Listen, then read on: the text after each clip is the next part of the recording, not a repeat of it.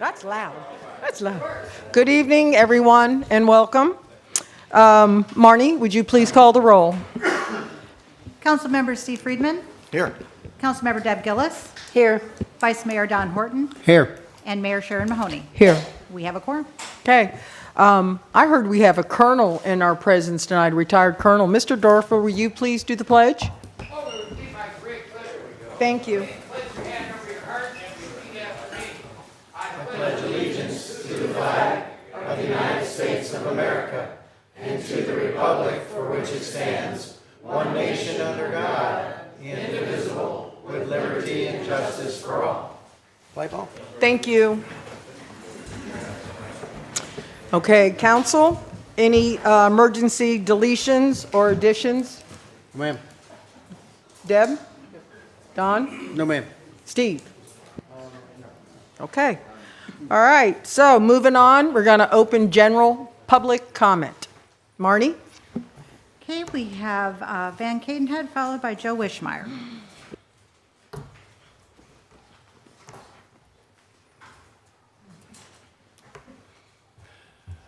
Good afternoon, Council. I'm Van Cadenhead. I'm here tonight, and I'm really sorry I am, because I wish things had been more settled in the village, and I wish we still had our old, no objection, but our old manager, and I wish we had Mr. Pender in to give his opinion. But apparently he decided to ghost us and leave us with a tough night tonight to decide amongst the people who are here. And I just hope that you will give your consideration to the future of Islamorada and to the direction that you want Islamorada to take. And I hope that you will allow whoever the candidate is that gets your approval to be fair and balanced in their approach to the development of Islamorada. And I'm a little bit taken aback by the fact that Able Cities East was hired in September. One of the reasons being given was that they could start immediately. Well, here we are coming into February, and we've not had one workshop, charrette, nothing, not a word from concerning Able Cities East. And I think that whatever kinds of decisions that are made in the LPA and by the council should be put on the back burner until the public has a chance to speak at the public workshops that are upcoming and the charrette that is upcoming. I don't think any important decisions should be made by you or anybody else until the public has had a chance to voice their opinions in those forums. Thank you very much. Marnie, who's next, please? Joe Wishmeyer.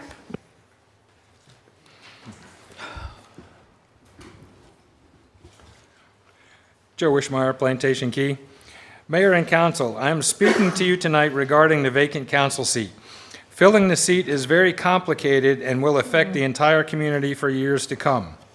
First, the village charter infers that a vacant seat with more than 50% of the term remaining would require a special election. The public, voters, should have a say in this decision.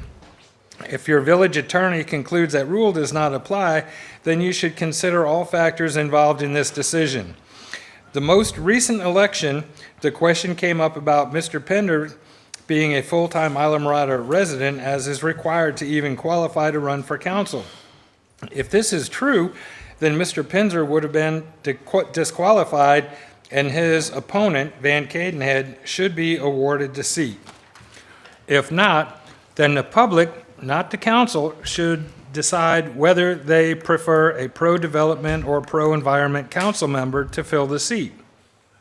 Having only 4 council members may actually force you to compromise with each other and work together on decisions affecting development until the new comp plan and LDRs are completed to make sure they comply. All of you were voted into the council by us. We deserve the right to fill that seat.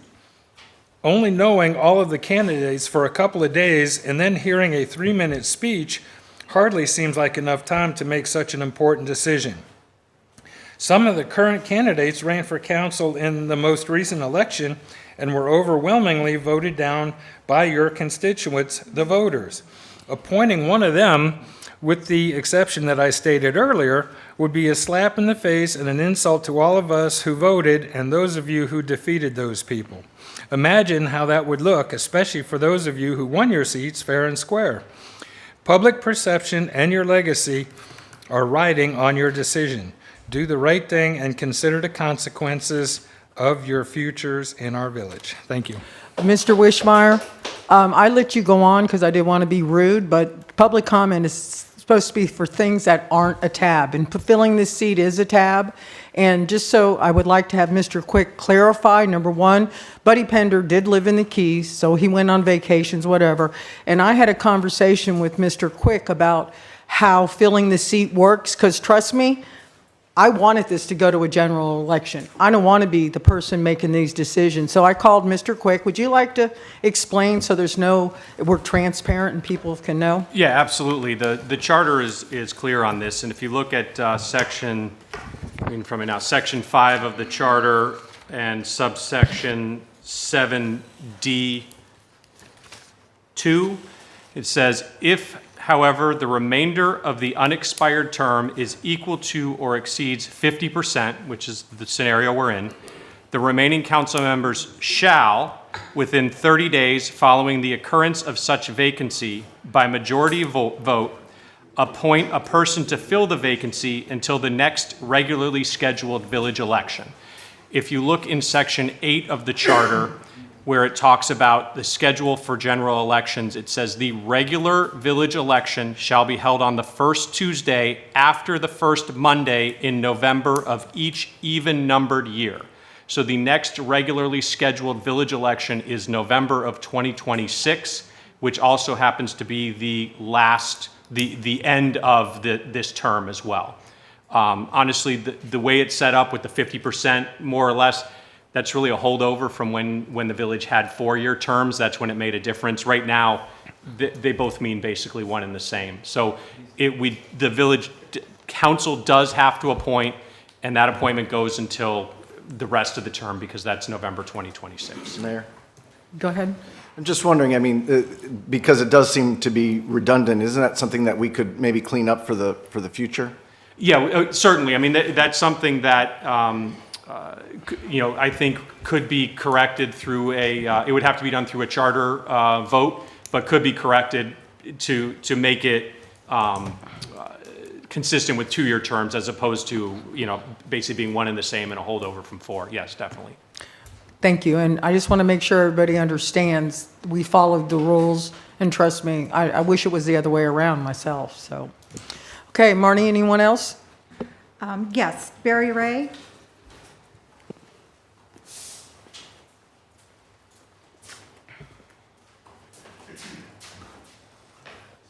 Sharon, I appreciate your comments. And Mr. Attorney, I would like to commend you. I noticed the same redundancy as well today when I went to read it. So it is a little confusing that it says the same thing twice. But again, we're getting ready to clean up the comp plan. So, we've got a lot of work in front of us. Again, I seem to remember telling you this is a tough position, and commended you for taking on that challenge, and thank you all again, because I want to make a comment to those who are going to speak after me who are interested in serving. It is extremely hard. Some of you know what it's like, 2 of you at least up there, 2 of you are learning what it's like. It can be very rough. It can be very mean. And it's unfortunate because normally our town is very nice and people are very caring. But when it comes to things that become frustrating and they feel like they're unrepresentative or things go by us, that's when bad things happen. What parts were appropriate, that you accepted as appropriate, Sharon, from what Van just said, are really about, this whole debate thing. Having a different set of viewpoints is so important to good decision making. Without debate, without original thought, without different points of view and different experiences, you'll make poor decisions, unfortunately. You need that debate. Sometimes it'll convince you, well, oh, I didn't think of it like that. So I encourage you, as you consider these candidates, two things. Joe talked about the fact that he looks at it from the point of view that there was one race here, that we're talking about. What is really, to me, I go back to what I said the last time I was here about the priorities of ecosystems and environments. If you read the very front end of our comp plan, every different separate passage in there talks about protecting the environment, talks about the importance of the environment. But yet our actions have not always been consistent with that, have not been defensive enough of our environment, have not been proactive enough. So I implore you, as you go through this, think about those things, those important things, the balance, the fact that we had a very recent election. This is unfortunate. I feel bad that, it has happened this way. I wish Buddy would have realized, hey, maybe I don't want to continue here before that happened. That's probably a tough decision too. I'm not condemning anybody. I'm just saying we really have an opportunity to do something good this evening, and I think you have a tough job, and thank you for taking it. Thank you. Marnie? We have 2 more signed up, but I do believe that they're signed up to speak during the public comment on the agenda item. Ms. Ingalls? Yes, so that would be all. Thank you. Okay. All right. Sheila, do you want to say anything? Are we moving on to the filling in of Mr. Pender's seat? No, I'm good. Okay. Do we want to go over the process? Yeah, I or would just like move maybe into- John, to please explain how this is going to work. Sure. So the way it's set up is that each candidate will have 3 minutes to speak and express their interest to the council. The candidates will be called in alphabetical order. I will mention that there is one candidate who does have a conflict later and has asked to be moved up. So I know that the mayor is going to mention that to you all in terms of potentially moving that person up as well. Council, you will be able to ask any questions that you might feel of the candidates as you feel is necessary. Then once that is completed, then we will have public comment on that item. So as a reminder for anybody who may be new to council meetings, make sure if you want to speak at public comment, you need to have your your cards in before the item is called. After we have the public comment, council will, by written vote for up to 3 candidates. That means you can vote for anywhere from 0 to 3. Now you will also need to write your names on your pieces of paper. While it can be done in writing, it cannot be a secret vote for public records and sunshine law purposes. So you will need to write your name on that, and that will become a public record, and anyone can request it going forward. The staff will then tally up the votes and provide the top 3 candidates. From there, then you will discuss and deliberate those top 3, and you will vote for one to try to whittle it down. Ultimately, whenever you all do come to a consensus, a majority consensus on who it is, it will need to be done by formal verbal motion and second and formal vote to make it official. Whoever is selected will then be sworn in, and he or she can take the seat on the dais and join you all for the rest of the meeting as a full-fledged council member.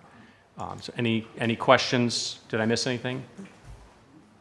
Mayor, Go ahead. I just want to clarify, after the initial vote, the other votes will be paper votes also? Yes, Correct. sorry about that, Okay. yes. So it'll be done, but again, you'll have to write your names on it, and Yes. it'll be done like that until, like I said, at some point, we will ultimately have to have a formal motion and vote on that. And there's no limit to the rounds, so we'll do one round where we pick 3, and if there's a tie, then we go, and then only those people that are tied will then move on to the next round. So others that weren't voted on, they're out.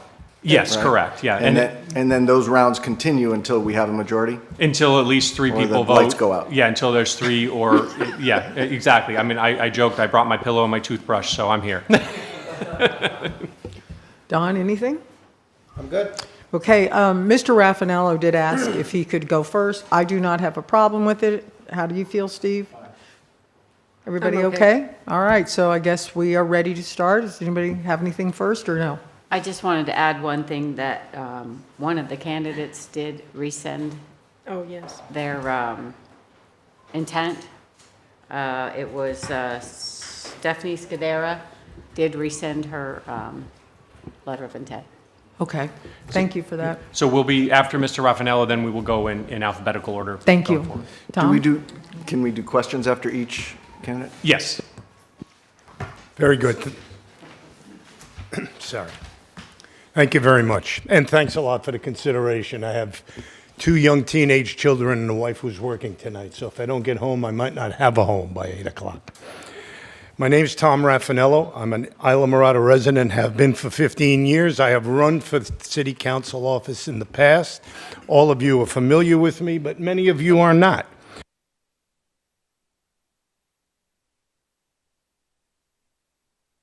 Children, one in PKS and one in Coral Shores. I'm a 34-year DEA special agent, retired. 20-year executive service in the management realm. And I'm going to go to management experience because these are executive management jobs. You handle a $28 million budget. You handle a manager who's got over 100 people in his staff. So without the kind of necessary experience, you don't want to do this on an OJT or on-the-job training. I'll give you my last position. In federal service, I was a member of the Senior Executive Service, and that equates to the rank of Brigadier General.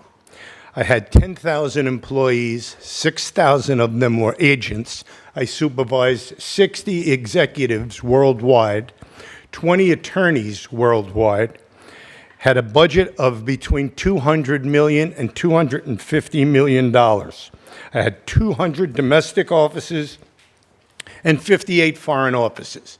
And if there's a problem out there that's ever been hatched, I had to handle it in that particular time period. Back to my qualifications and back to where I stand as far as what's going on here.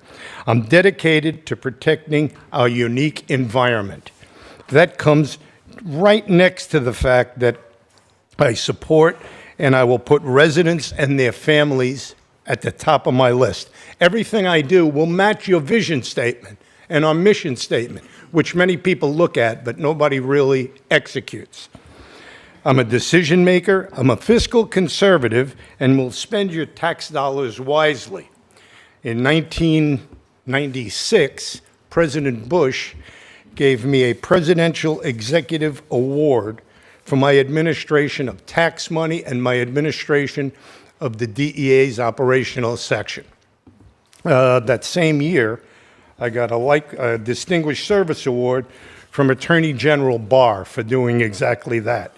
So I've got some executive experience, and I think that should really enter into the equation because you've got a lot of different things at play here. I'm not a career politician.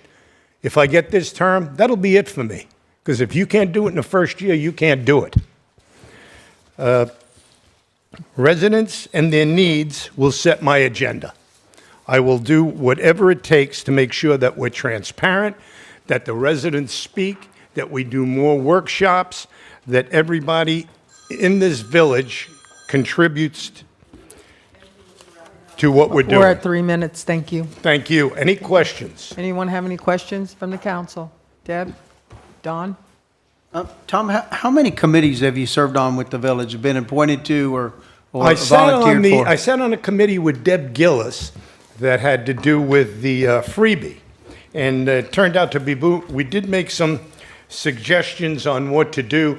I'm very familiar with different committees. Chaired a committee with the International Chiefs of Police, chaired several committees with the Joint Narcotics Task Force, chaired a committee with the FBI's Joint Terror. I know how committees work. I'm a good team player. I know you have lots of other committees here. My wife sits on the LPA. I listen and I read. Thank So I'm you. very familiar with how you do things. Thank you. Steve, anything? So that committee we sat on was a RFP committee. It was Yeah. RFP. Yes, it was. Okay, It thank wasn't you. a, Thank you, Mr. That was for Raffenall. freebie. Thank you. Thank you very much, and thanks for your consideration. I got a split. Thank you. Barney, who's next? Next is Van Cadenhead.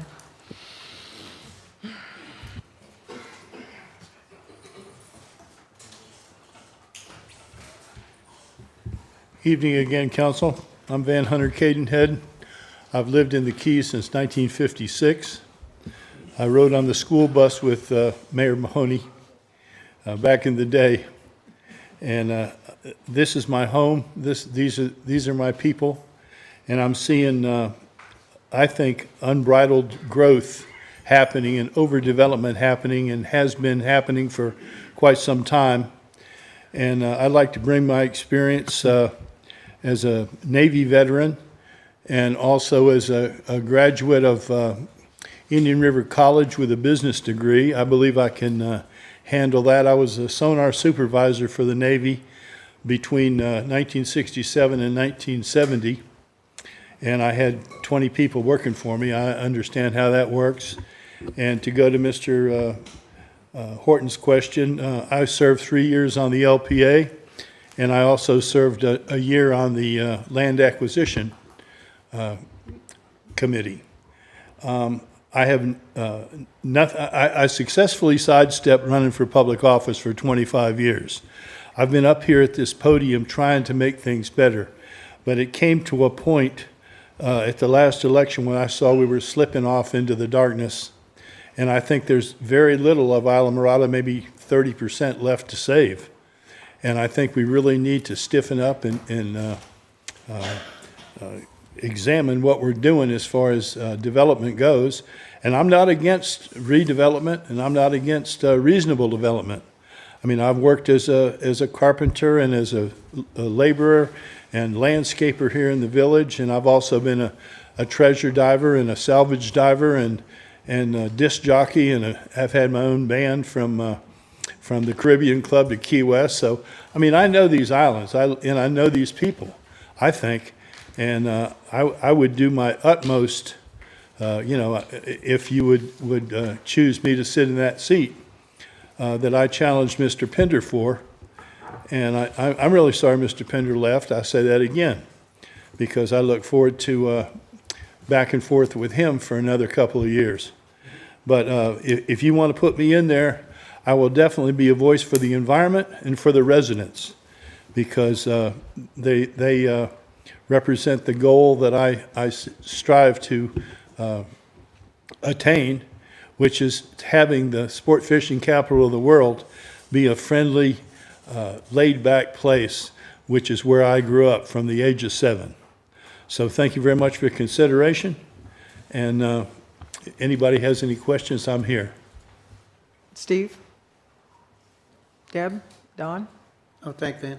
Okay, thank you. Marnie? Next up is Greg Dolly.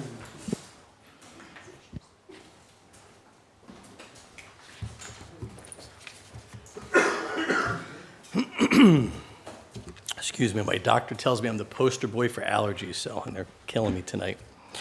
Good evening, Mayor, council members, village staff, and fellow Islamorada residents. My name is Greg Dully, and I'm honored to be considered for the opportunity to serve the village of Islamorada as a council member. I want to thank each and every one of you for your service and for taking the time to carefully consider myself as well as the other qualified candidates before you this evening. Islamorada is more than just a place where I live. It is my home, it's my community, and it's a place I deeply care about. Over the past 10 years, I've been fully invested in this village, not only as a resident, but as a professional and community servant. With over 2 decades of experience as a realtor, I understand the intricacies of land use, economic sustainability, and the responsibility of preserving our village's unique character while addressing its evolving needs. A significant part of my career has been dedicated to bringing people together, even when they start from opposing positions. I've built a successful career negotiating with some of the toughest clients out there, not by taking sides, but by finding common ground and proposing solutions that satisfy the needs of both parties. I believe that the best agreements are those where both parties walk away feeling like they received what they needed. This approach, listening, understanding different perspectives, and working towards balanced solutions, is the same approach I would bring to this council.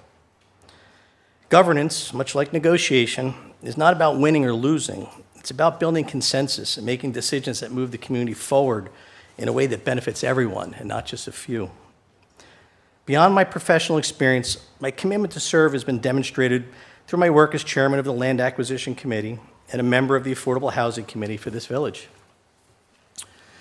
These roles have given me firsthand experience in addressing critical issues, such as protecting our fragile environment and our valuable water resources.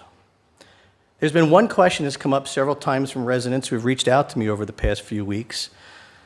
That is whether I'm affiliated with any particular group, organization, special interest of this appointment process. And the answer is a big no. A big no. I'm not backed by any group, nor do I represent any special interests. I'm a neutral candidate that stands before you this evening. I believe my neutrality is one of my greatest strengths for this position. And if appointed, I will serve with fairness, integrity, and without bias, making decisions based solely on what's best for the residents of Islamorada. At the core of everything I do is a strong moral and ethical foundation. As a deacon at the First Baptist Church of Islamorada and a long-term member of its board members, I've been guided by the principles of honesty, integrity, servant leadership. And I believe that servant leadership is not about personal gain, but about stewardship. It's about listening, working together, and making responsible decisions that serve the best interests of our entire community and not just a few. If given the opportunity to serve, my priorities will be clear: protecting our environment and our water resources, maintaining the character of our village, and finding practical, sustainable solutions to the challenges we face. Thank you. It's 3 minutes. Oh. Thank you, sir. Thank you for your consideration. Wait, don't go. Somebody may have a question. I'm sorry. Does anybody have any questions for me? Deb? No. Don? I don't think so. Steve? I was just wondering, you were on the Land Acquisition Committee, correct? Yes, sir. Were you on that when we acquired the church, the Island Christian Community Church? When we what? When you recommended that we acquire that property? I was, yes. Uh-huh. I'm just wondering if you have any sort of ideas or thoughts in terms of what we might do with that piece of property. I would like to see it as a community center in one way, shape, or form. There's been a couple of different entities within the community that have expressed an interest that need a place to meet. That was one possibility. It's a great building. In fact, I actually had that building sold, as many of you may know, prior to the church, and it didn't work out. So, and I'm very happy for the church, and I'm happy for the village. I think it's a great piece of property. It's a great building, and I think it's big enough to accommodate a lot of different activities. I'm not really sure who has interest in occupying the place, but I would definitely use it for a community service building. Thank you. I Anything do else? have a question. Go ahead. So the church didn't run through the Land Acquisition Committee? did No, it did not. I didn't think so. I Okay. answered his question. I was on the land acquisition, but that particular purchase did not come up during our... It started with me, so. Thanks for the clarification. Anyone else? Thank you, Greg, very Awesome. much. Thank you. Thank you, gentlemen, ladies. Arnie? Next up is David Epstein.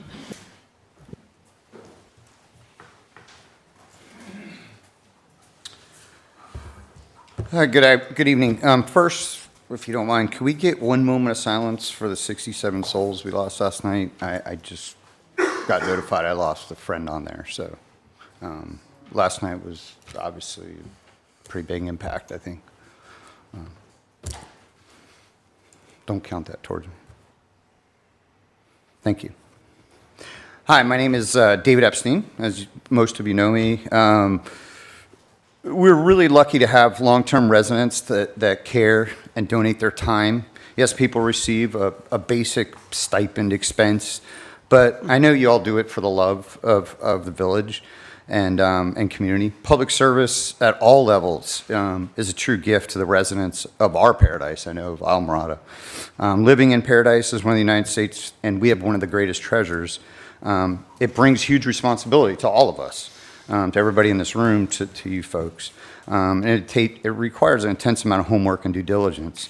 So growing up in Plantation Key, now Alamorada, was a blessing and still is for all children and young adults.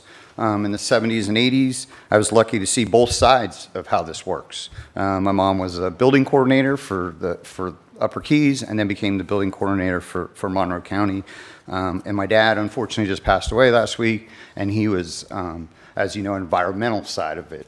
He was all about catching fish, but make sure we release them, make sure we bag our trash, make sure we take photos, make sure No Name Key, had solar energy. I, as many young adults, I left the Keys to grow through schooling, the military, learn the outside world, get off the rock. My military and civil service took me around the globe. I always took my experiences as a tool that one day I was going to come back here and serve, and it's very important to me. I was the Department of Defense Emergency Manager and Director for several years at the Pentagon. I was responsible for 1,800 emergency managers worldwide and had a $1.5 billion budget that was executed with no problem, and we saved lots of money doing that. When it was time to move to my final position, I really chose Homestead Air Force Base so I could retire there and work here. The first thing I did, my first priority, was to get embedded into the county and into the village, and several of the members here have asked for, questions, so forth. I serve on the Park and Rec Committee, which I love. It's fantastic. I think it's going to be a huge deal coming up. I've taught many courses for local, state, federal elected officials to allow crosstalk, coalitions to help communities in every facet for safety, environmental concerns, fiscal responsibility, taking care of our people. The next several years in Alamorada, as we all know, are crucial. They require strategic thinking as a team with our future village manager and then to get dedicated professionals who work for our great village. We definitely need to be thinking, development, safety, protecting, mitigation, insurance, all the things that we're already doing here. And please look at your evacuation zones. I know there's a lot to that. They're 10 years old. It will change how we do building in Monroe County. Talk to your National Weather Service, talk to National Hurricane Center. Thank you. Can I just have a closing mark? I'm sorry. Well, Just real quick. 3 minutes. I've skipped a bunch, but I've carefully studied what before tonight. I've concluded in this speed reading. I want to emphasize I see myself as a strong candidate. I believe, though, that Anna Richards is really the right person to immediately step in. She received 45% of the Okay, vote. thank you. I can't. And we can't so do I'd like this. to make sure we left on that. All Thank you, Dave. right. All right. Anybody you. have any questions? Thank you, Dave. No? Thank you. All right. Next. Next is Beth Kamenstein. And please remember, when you hear that buzzer, don't make me do that. I hate doing that to people. It's painful, isn't it? Hi, my name is Beth Kamenstein, and I'm interested in filling Buddy's empty seat. I've been a resident since here. I've been a resident since its inception. I've been a village resident since its inception. Haven't owned a house here since the 80s. My late husband, Ron Levy, spearheaded the Go Local Islamorada Incorporation movement, and I was involved in all aspects of that political plight, supporting Ron the whole time. I'm aware of the necessity and the power that governing our village can bring to the lives of our neighbors, and I seek to restore faith in the possibility of a government that cares about the environment we all live in, both physically and psychically. I have been involved with many creative projects in the Upper Keys, beginning with a playground, if you remember, behind the library, which I got Monroe County, because we were still part of the county then, to build. And then went on to build the Montessori Island School in Tavernier, which, along with Ron and two other friends, and then I wrote the charter for it to become the Montessori Island Charter School, which is operating now as Treasure Village Montessori. And that charter, by the way, was the second charter approved in Monroe County. I then wrote another charter along with a friend for Ocean Studies Charter School, which now exists at mile marker 100. I'm a founding board member, a proud founding board member of that school, and I sit on the Art and Public Place Committee, which is a government committee for Monroe County, and I was nominated by my commissioner, David Rice, and I've been on that for more than 10 years. And I'm also a founding board member of the Friends of the Pool, which has now taken on the restoration of Alligator Lighthouse, as well as a board member of the Good Health Clinic. I'm an artist with a flexible schedule and will commit my time and energy to the fullest. I have nothing to gain financially and by sitting on this council, and will act respectfully, intelligently, and responsibly if given the chance. I'm putting my name in the hat because the only way self-governing works is if we all participate in it, and now is my time. In my opinion, the job of sitting on the council is to provide vision. It's not to be a manager, it's not to, any of that sort of stuff. We have a manager. It's to be the boss of the manager and to oversee that. Is that my time? Yes. Okay. Thank you. Thank you, Deb. Wait, before you leave, does anybody have any questions? Deb? No. Don? No, I'm good. Thank you, Beth. Steve? Thank you. Okay, thank you. Sure. Marnie? Next is Anna Richards.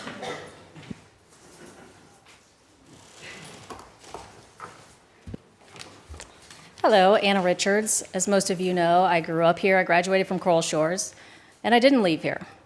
I've served on multiple boards throughout the years with PKS, Coral Shores, Little League. I'm currently the president of the Upper Keys Rotary Club. I'm a licensed realtor, a certified floodplain manager, and hold many other certificates through FEMA.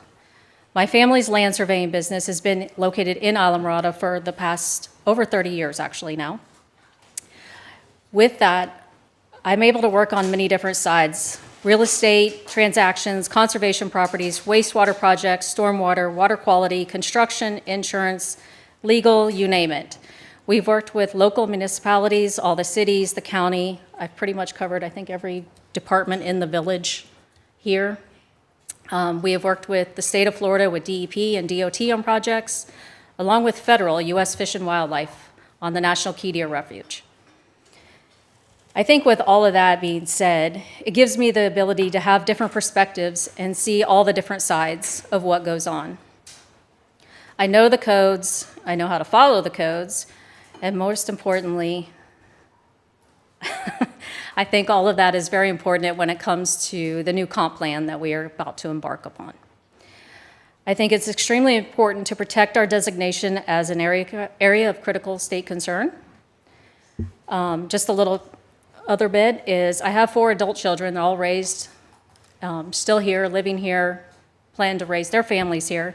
My husband works for Florida Keys Electric. He's also a certified arborist and a licensed captain. And I think the most important thing, too, is I didn't just decide to do this last week. I've been working on this for almost a year and committed to doing so. That's it. Thank you. Anybody have questions for Anna? Deb? Don? No, thank you. Okay, thank you. And Ms. Marnie? Next is Larry Zetwalk.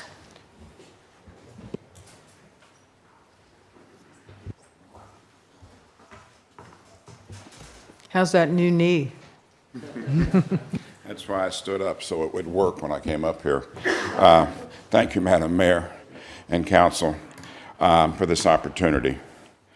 I just kind of followed the script that we were given. You know, I'm a longtime resident of Islamorada. Actually, I started working across the Great Lawn 35 years ago. I think it was 1990, 91, somewhere around there. It's my first job down here when I was working part-time. I've followed the village where it's been going, and now my concern is long-term residents and the environment down here. And in my history, I've seen a lot. 32 years with the Air Force. I I started off flying and ended up the last 10 years recruiting for the Air Force Academy. I flew for commercial for a long time, retired from there. And then when I retired the second time, I came down here and started volunteering for the fire department as a first responder and now primarily as an instructor. I've probably taught 25% of the people in Islamorada because we've been teaching the same class for a long time. My grandson graduated from Coral Shores and the College of the Florida Keys. My daughter worked 15 years at Mariner. She still carries a card there, and now she's a doctor. So I get input from young people. I get input from people a lot younger than me. Unfortunately, that's middle-aged, and I'm way beyond that. And I wasn't going to do this because she knows when my knee was done, but I started getting phone calls about 7 days ago that I needed to do this. I have no agenda. You know, I'm pretty much self-sufficient. I'm not influenced by a lot of things. But I do want to represent the residents, and I want to represent the environment. For years, I was in the water every day, either scuba diving or boating, one or the other, and I want to protect both of those. I've proven to be reasonable and a listener. As my nonprofit has worked, I mean, I'm involved with the Friends of the Library. Been there for a long time, working as my work, past president of the Firemen's Benevolent Association. And so my pledge would be to always work for the good of Islamorada. Thank you. Thank you, Larry. Anybody have questions? Deb? No, thank you. Don? No, I'm good, thank you. Steve? Thank you, Larry. Okay, thank you very Thank you. much. Okay, I believe that's everyone. And now, according to my little sheet, we're supposed to open public comment, correct? Oh, everybody's nodding, so I got that right. Marnie? Okay, first public speaker is Joan Scholes.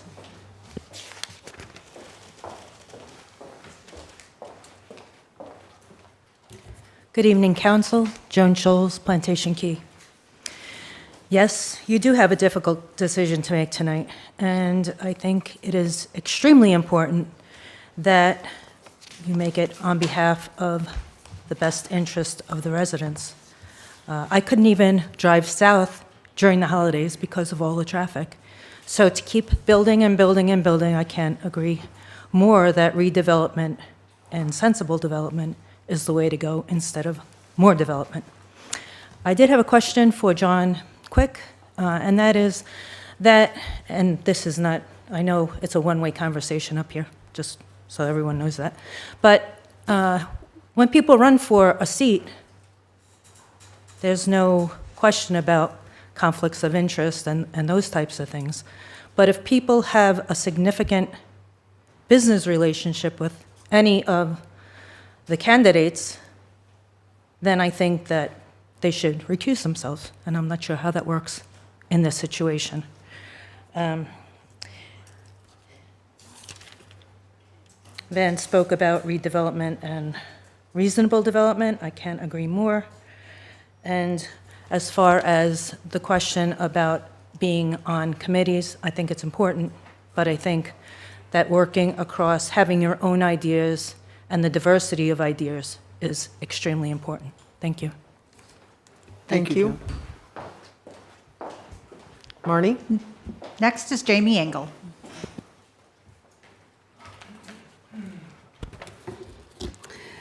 Good evening, Mayor, council members, and fellow residents. I stand before you tonight as a concerned member of our community who values the democratic process and the voice of our citizens. The matter at hand, which is for this council to appoint someone to fill the council seat vacated by Councilman Buddy Pinder, raises significant concerns about fairness, transparency, and the integrity of our election process. As we all know, seat 1 was contested by 2 candidates in the last election, Buddy Pinder and Van Cadenhead. Mr. Pinder won the election by securing 65% of the votes, while Mr. Cadenhead received 35%. Mr. Pinder assumed office, attending a few meetings, and then unexpectedly resigned. Now, rather than allowing the voters to have a say in who fills his seat, the remaining council members are tasked with appointing a replacement. This, in my view, is neither fair nor reflective of the will of the people. The decision to open applications for this seat rather than appointing Mr. Cadenhead, the only other candidate who ran for seat 1 in the last election, raises serious questions.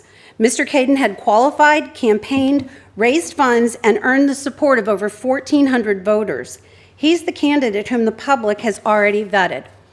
Furthermore, 2 other individuals who ran for council seat, Tom Raffanello and Anna Richards, they are among the applicants hoping to fill seat 1.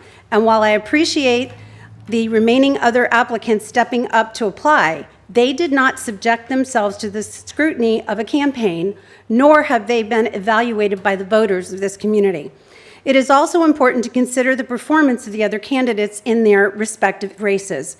Tom Raffanello received 40% of the votes when he ran against Don Horton, who secured 60%. Anna Richards received 46% of the votes when she ran against Steve Friedman, who gained 54%. If any of these candidates, including Mr. Cadenhead, had faced a different opponent, we did not know what the percentages of the vote would have been and they would have received. Given the structure of the village election and the council seat selection, the only fair way to fill a vacant seat should be by appointing the candidate who lost in the general election for the specific seat. If there had been multiple candidates, the decision should be limited to those who ran for that seat. In this case, the fair decision would be to appoint Mr. Cadenhead to the vacant position for the seat he ran for. If the council decides not to do so, then the next best course of action would be to only consider the 3 candidates who actually ran for the council seat. The fundamental question is this: should the council appoint someone unknown to the electorate, bypassing those who stepped forward in the last election and engaged with the community? I strongly believe the answer is no. The fair and transparent course of action would be to restrict eligibility for this appointment to those who actually ran for the seat, or at least in the election. This ensures that the appointee has already, I'm almost done, demonstrated their commitment, undergone public scrutiny, and earned at least some degree of voter support. I feel very strongly about this council only considering Van Cadenhead, Anna Richards, and Tom Raffanello, who were the 3 candidates that originally ran for office to be considered to fill this position. Thank you. Marnie? Next is Joe Wishmeyer.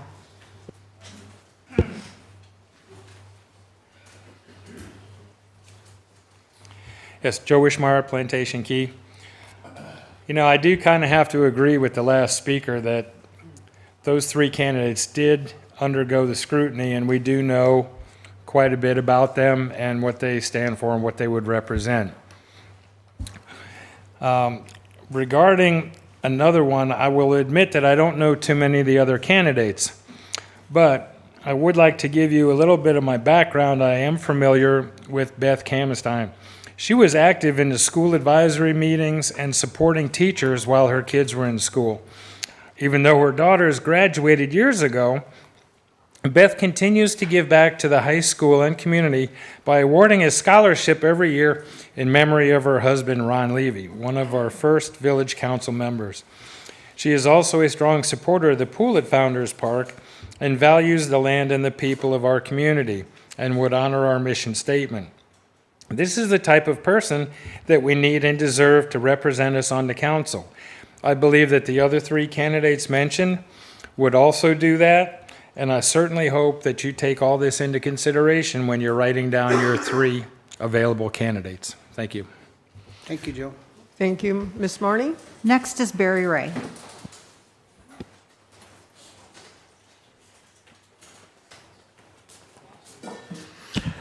I appreciate being able to talk to the council again about this. This is, again, tough decision, guys. I agree that there's only been 3 candidates that went through the most recent election and were exposed to all the rigors of going through a campaign. It's tough.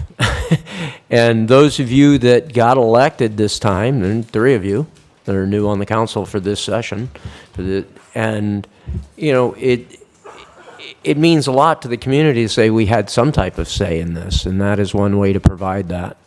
I do believe that each race is unique, that you can't commingle the circumstances and go, well, this one got the next most votes.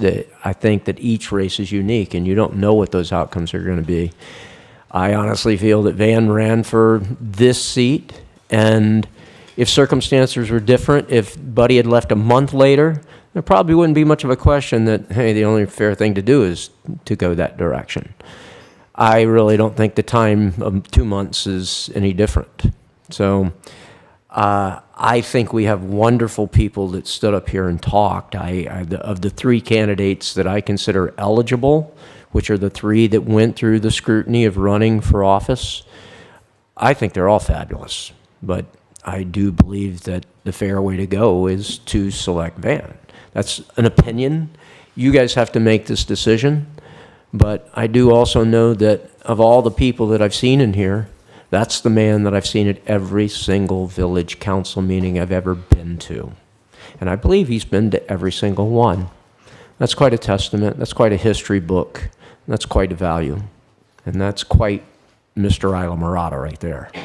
So that's what I have to say. Good luck, guys. Thank you. Thank you. Thank you, Marnie? There are no other speakers. Okay. I'll tell you, when I write my memoirs years from now, it's going to have a whole chapter. I'll tell you. All right. So, go ahead. Go ahead, Deb. I just want to make a short statement, thank you. That, first of all, I want to thank all the candidates that put their name in. This is not an easy position, and for all of you to step forward and want to be considered for this job is commendable right there. It's actually a shame that we can't vote for more than one and have more than one sit, but we're tasked with only putting one on council. So please remember that we will have an election in 1.5 years, and that if you're serious about this, please come back to that.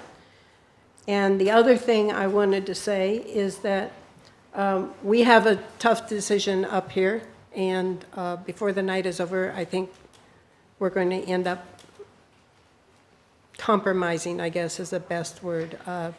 We need to come together, and maybe this will help us draw together in picking somebody to help sit with us and make these important decisions.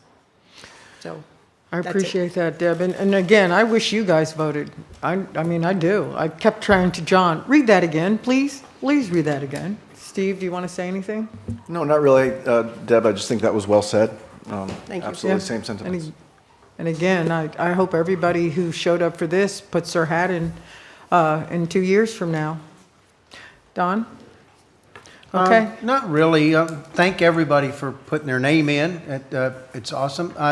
I've been in that position before when the last council person quit. I sat out there and had thrown my name in the hat to do the same thing. And I think that was one of the things that helped me decide that I was going to run for council. So I thank every one of y'all and all y'all that stood at that counter and talked about your service with our military. Thank you for your service. We appreciate that. Thank you. Okay, so Next steps would be, Jamie passed out a voting sheet. Next steps would be to mark up to 3 names. Please, like I said, make sure that your names are on it. As I always tell my son when he turns his homework, if your name's not on it, it doesn't count. Make sure your name's on it. And then we'll come and collect it, and then Marnie can read the results of it. do we need to take a break or anything? Or, I mean, You can if you'd like. I mean, go it's up start to you. our Yeah. engines. Go start our cars.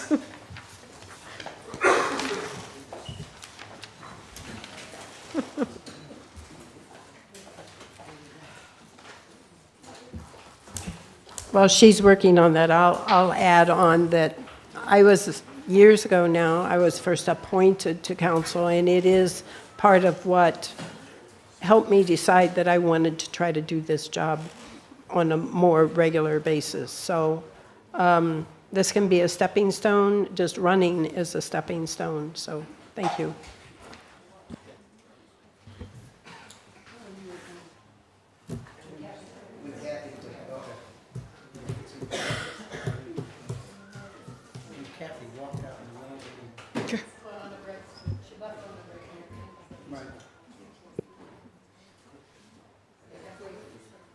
You know,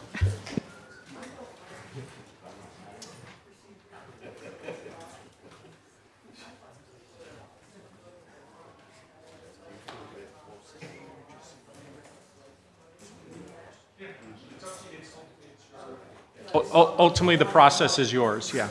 Yeah, yeah, ultimately, the process is the staff's, is the council's process. This was just, obviously, staff, we wanted to recommend something so that we're not just coming in.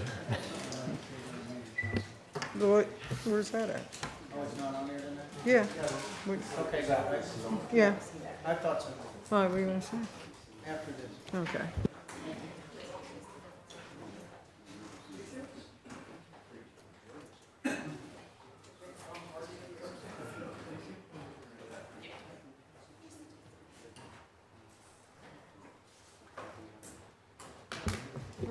Are you ready? Okay, we've tabulated the results, and the top three vote getters are Greg Dolly, Tom Raffanello, and Anna Richards.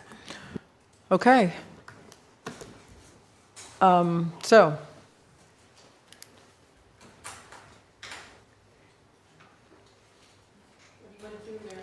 I'm writing down names first. Okay. So.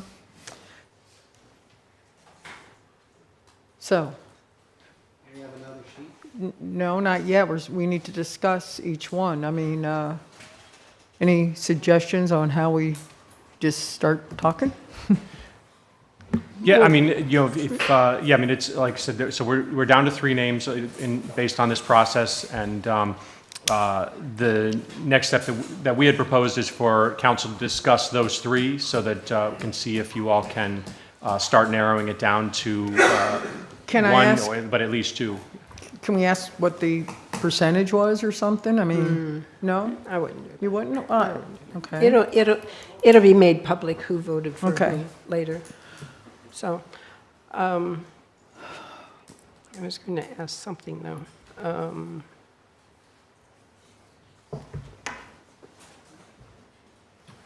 Would So- it be possible to do another vote with Yes. just those 3 and see where that is rather than, no, I don't know that it's. And just take the top 2? And see And then where take that the top goes. 2. Okay, let's do Depending. that, because See this where it is, goes. 'cause, okay. I mean, they're all good candidates. So vote for 2 out of the 3? 2 out of the So 3? you're going to vote one vote, right? No, do 2 out of the 3. It's up to you guys if you want to do just 1 or 2. 3. I want to do 2 out of the 3. This is cutting it too close. You want to do 2 out of 3? Yeah. Up to 2. Yeah. Up to 2. Yeah, Up to 2. up to 2, up to 2. Up to 2, Up to 2. including 2. Up to 2. Did you make enough copies for this?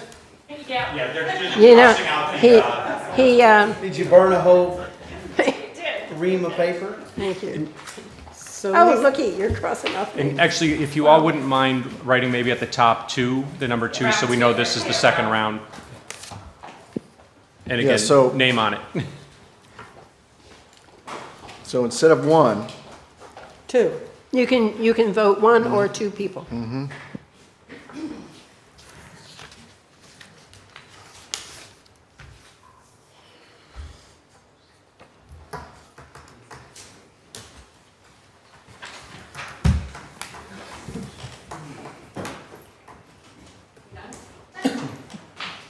I like being Hawaii. Turning around the.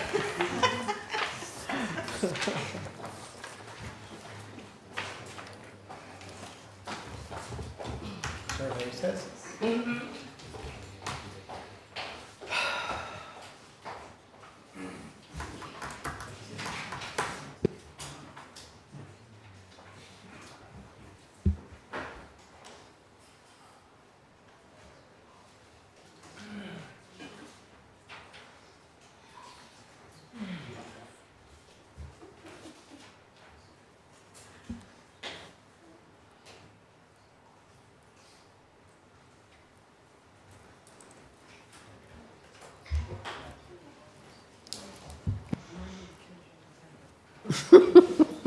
Yeah, we'll find him. Kill him. We're going to hunt Buddy down and kill him. I'm surprised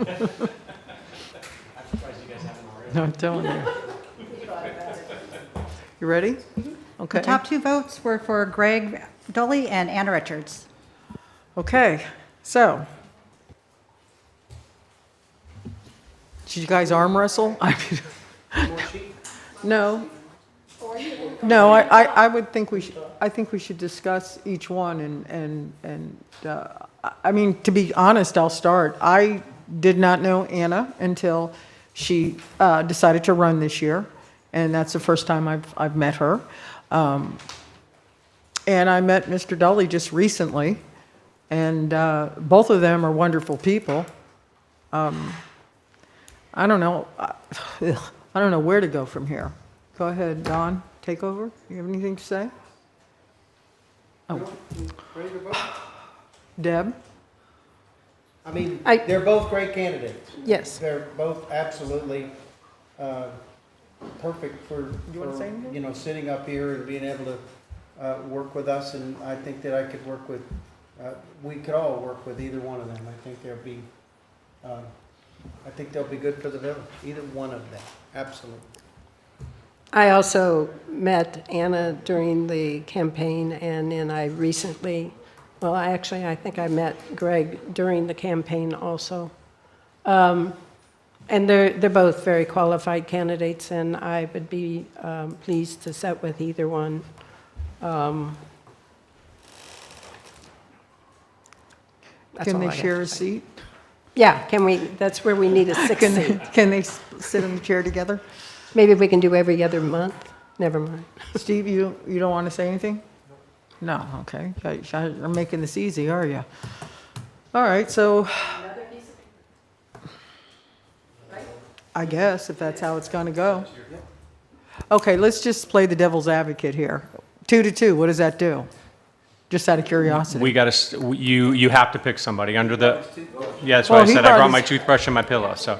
Yeah, under the charter, it says it shall be chosen within 30 days. So admittedly, the 30 days is up on I think it's Saturday of next week, but No. you all had conflicts next week, and so this was the date you could meet. So for all intents and purposes, it's today. So Right. at some point, you guys will have to come to an agreement with at least 3 of you, at least while 4 are present, yes. And the 4 is not a possibility, just moving on with 4 council. No, you'd be in violation of the charter because it says that you shall choose. And that was brought up to me today as well, that can it just stay the 4 of you? And I was like, what? So that's a violation, I was told. So I just wanted to clarify that. Yeah, thank you. So I guess, are we going to go down to 1 now? Well, so you want to I would suggest a paper ballot again, one more. And we either end up with 3 or we know it'll be a tie.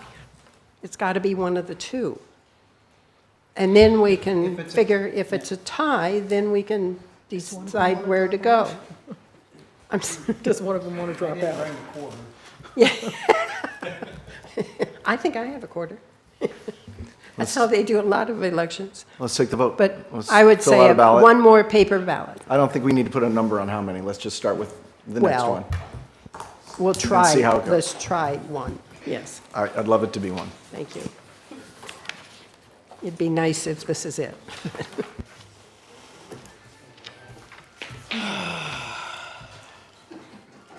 And I assume you'd like this one labeled number 3? Yeah, I think they wrote R3 on the top. No? They did. I did, R3. They did. Oh, over there. Yeah. Sorry. And just a reminder, make sure your names are on there.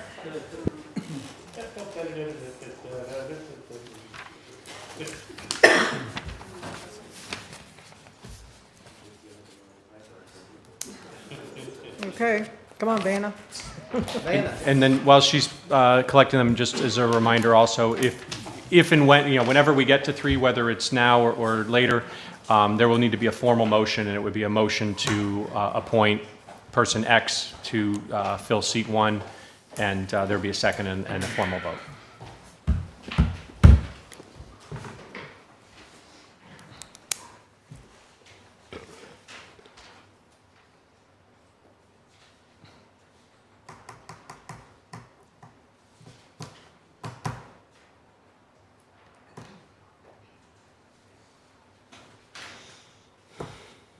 We have a tie. Of course we do. So before we do this again, we got to find another way to move on here, instead we're just going to keep going back and forth all night. Does anybody want to suggest something different to do? Have talent contest between them or something? You want to say something? There were several speakers that talked about those that ran for election and those that hadn't run for election. And I guess if we go between the two that we're left with, Anna had the next highest number of votes in the election. Ran for, however many months it was, put her name out there and ran for election. She has extensive experience. And I guess, the struggle is because Greg also has extensive experience, long-term relationship, been on committees. I've served on the Affordable Housing Committee Affordable Housing Committee with him. And that's why this is a difficult, it is a difficult decision, because they are both vastly qualified to be able to do that. I guess, if it comes down to that one thing that that several folks in the audience said, it was Anna that went through that struggle of running for the election, and that's something that I want to talk about in mayor and council communication of a different option down the line. But that's why this is a really tough decision for this group. It is. And we're just going to have to vote until somebody switches one or the other.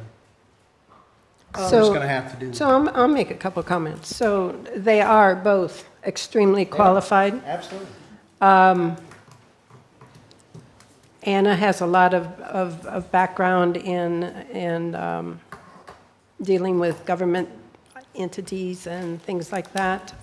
Greg has a lot of background in negotiation. Greg did not go through the election, and Anna did. That's all true. Everything Dawn says is true. But I'm not sure that that's always a deciding factor, is if you go through an election. Sometimes it's not good timing when an election comes along. And you might think that, yeah, okay, maybe I should run, maybe I shouldn't run, but it's just not good timing. And when a position opens, which we don't have them open very often, we were trying to count up earlier, I think we came up with three or four that we've replaced in all the years that the council's been in existence. Four? Maybe four? I think so.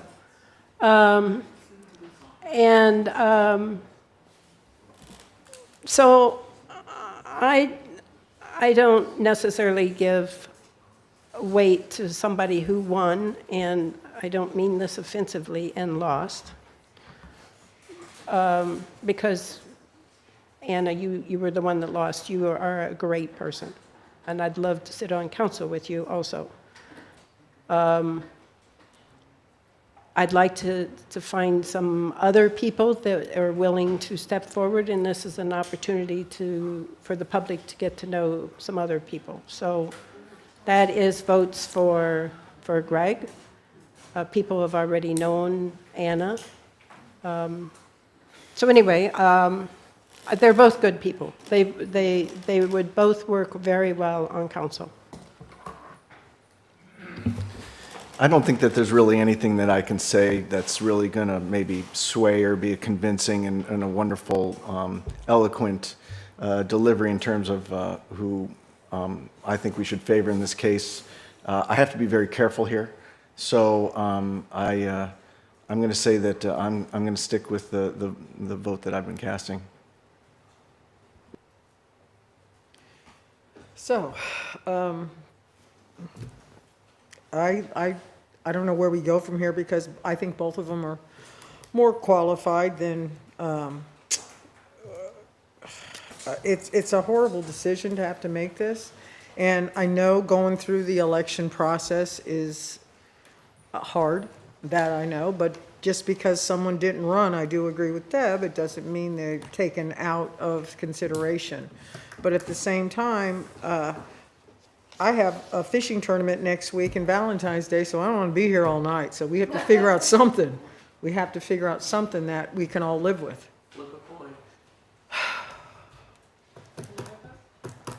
It's going to be, no. Let's vote again. Vanna?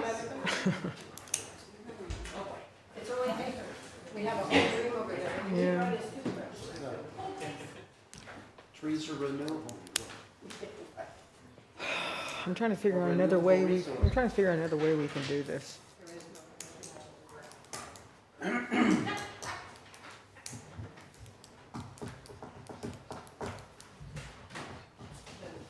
The charter doesn't allow for coin flips, it doesn't allow for things like that, so.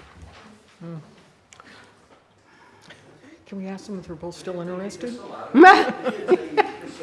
I think we know that answer too. I'm sorry?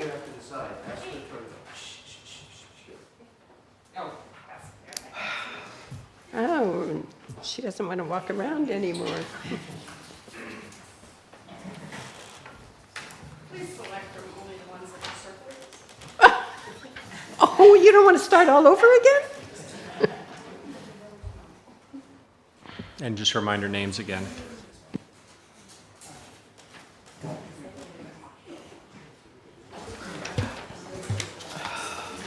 How about if the three of us, let's just, or can't we, if there's three of us who own, I don't know how to do this. If there's 3 votes, it's over. I know. Oh, okay. Well, you have to make the motion. Well, yeah, but But yes. I tell you, it's gonna be the exact same.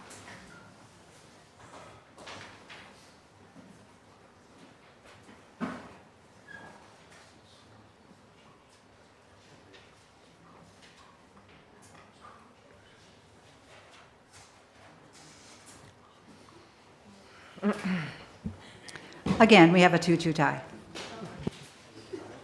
So, well, if it's any consolation, I remember a few years ago, we went through the same thing, and it took several votes before they finally came up with a decision, so. okay. So where do we go from here, Mr. Attorney? We have to keep going. I mean, do you want to take like a 5-minute break? 5 hour. But ultimately, we need to have something that would be supported, a motion that would be supported by Yeah, 3. I would like to talk to you, so yeah, let's take a 5-minute, and I do mean 5, I'm not like Buddy and his 55-minute breaks. 5-minute break, okay?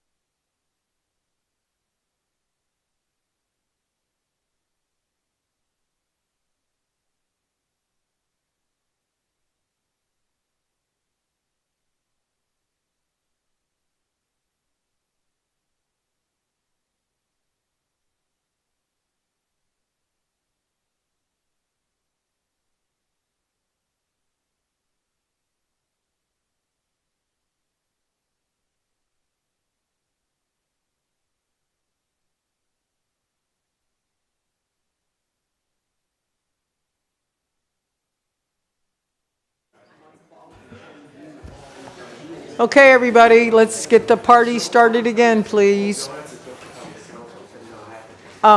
First of all, I'd like to invite each of the two finalists to come back up and talk again for, let's just say, 2 minutes, not 3, but also want to ask if either one of them wants to say next year, because I don't know what's going to happen here. So I was going to leave that door open if someone wanted to say I'd drop out.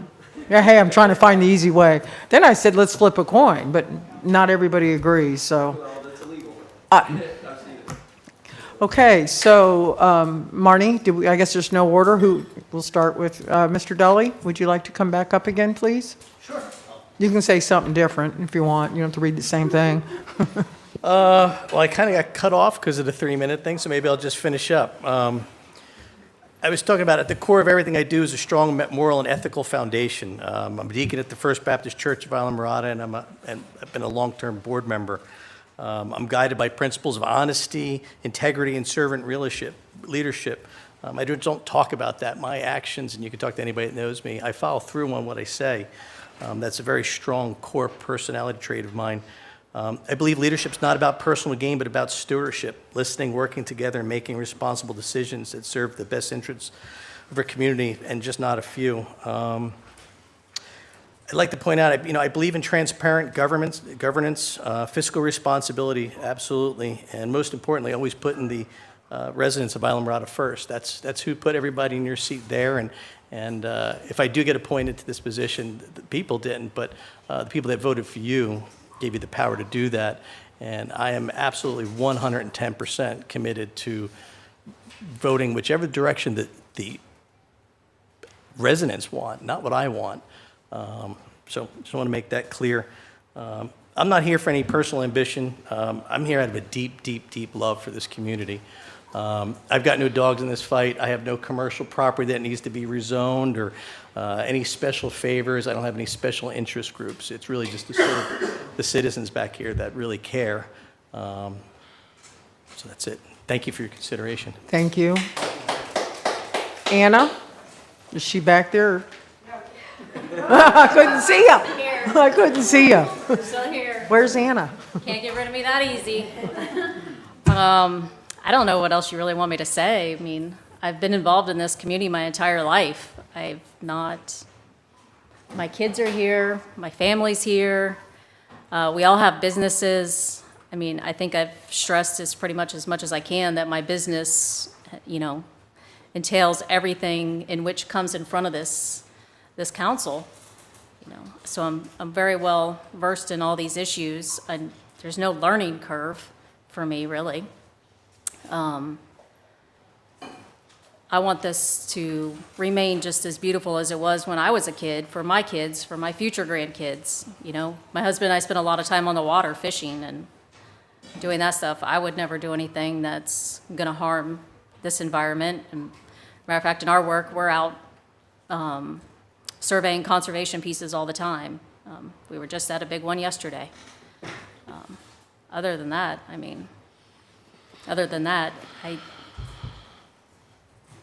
I stand by what I say, I do what I say I'm going to do, and follow through.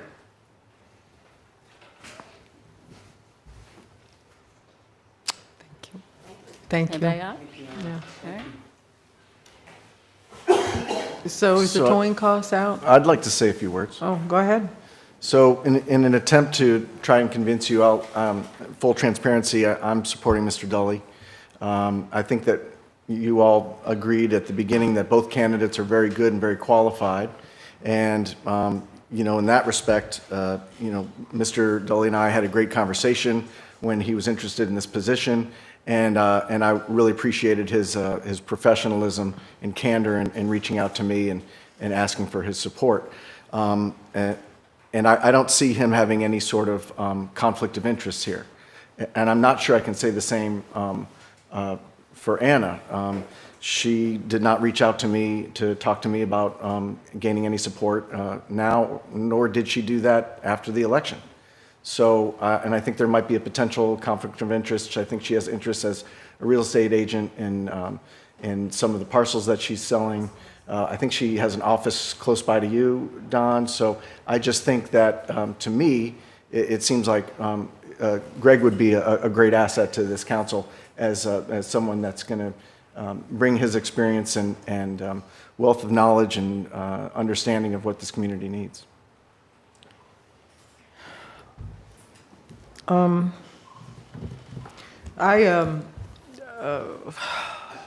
What someone does for a living, to me, should not dictate how they would be up here. To me, that's, I don't see where you find that a conflict of interest. I just don't. And that's just my opinion. I like Mr. Dolly. I met him, but I don't know him that well. And I voted for Anna, just solely because I know her better, and I know she went through the process. And I know you have a problem with that, and I know there's issues all over the place, but I'm looking for, I would take either one of them up here, and that's, I'm being totally candid, I would. I feel equally the same about both of them, so I'm probably the worst person to be in this situation because I'm literally torn what to do. So, Deb, anything from you? Sure. I will also divulge that I voted for Greg Deli. I've met him during the campaign and talked to him off and on, and I believe that he does have the heart of Islamorada in his heart. I agree.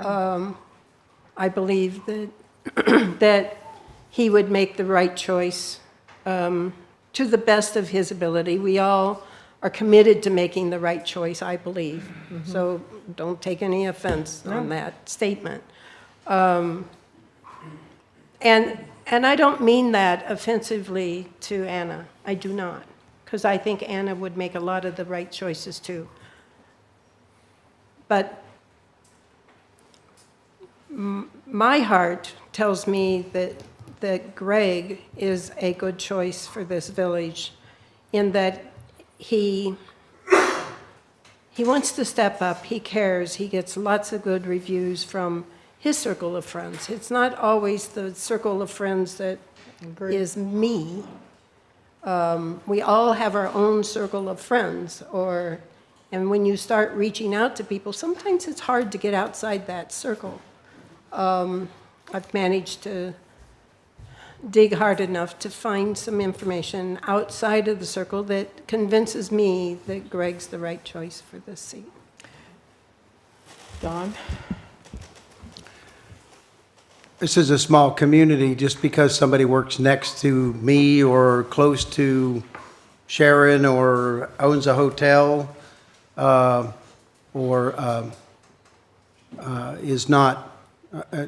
is not a reason for theirs to be not have somebody vote for somebody or not. As a matter of fact, we've had several realtors that have been up on this DS many times, and it hasn't harmed a thing. I said I voted for Anna because she ran for the spot. She went through the challenges of running for a spot. I will tell you that Greg is a good friend of mine, extremely good friend of mine. He and I are going, him and me and Carla and Roseanne are going to go to the Bougainville Ball together. They're good people, awesome, great people. The only thing that between those two that was because of the election. Because if everything in this world was perfect, we wouldn't even run for seats. We would take the 5 top vote getters, and those would be the one. And if somebody dropped off, then the 6th vote getter would move themselves right back up. And the highest person would do that. And I spoke to that about Jamie today. And I hope that we can, during council communication, talk about convening a charter review committee so that we can go back and fix some of these deficiencies in our charter. It is a very difficult decision to make, and I don't know.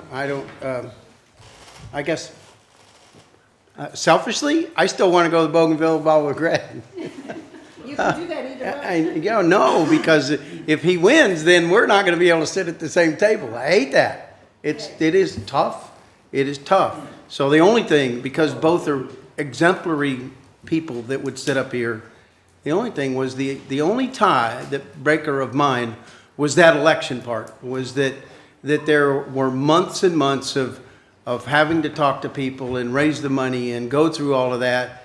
And I mean, in so many aspects, it's a wonderful thing to do, to be able to meet with people in this community and talk to them. And it was awesome when I got to meet with these 20 and 30 something year olds when I was running for election and see what their long-term goals are, because work decisions are going to be their lives here coming up soon. So I don't know what else to say. Want to do another vote?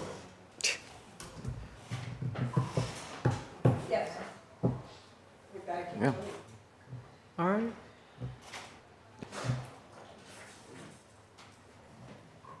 You know,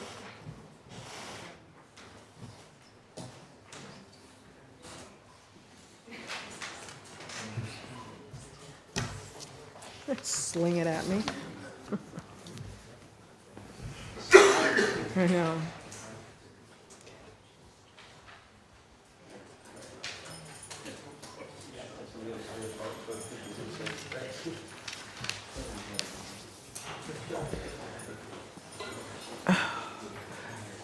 John, can we do a coin toss, please?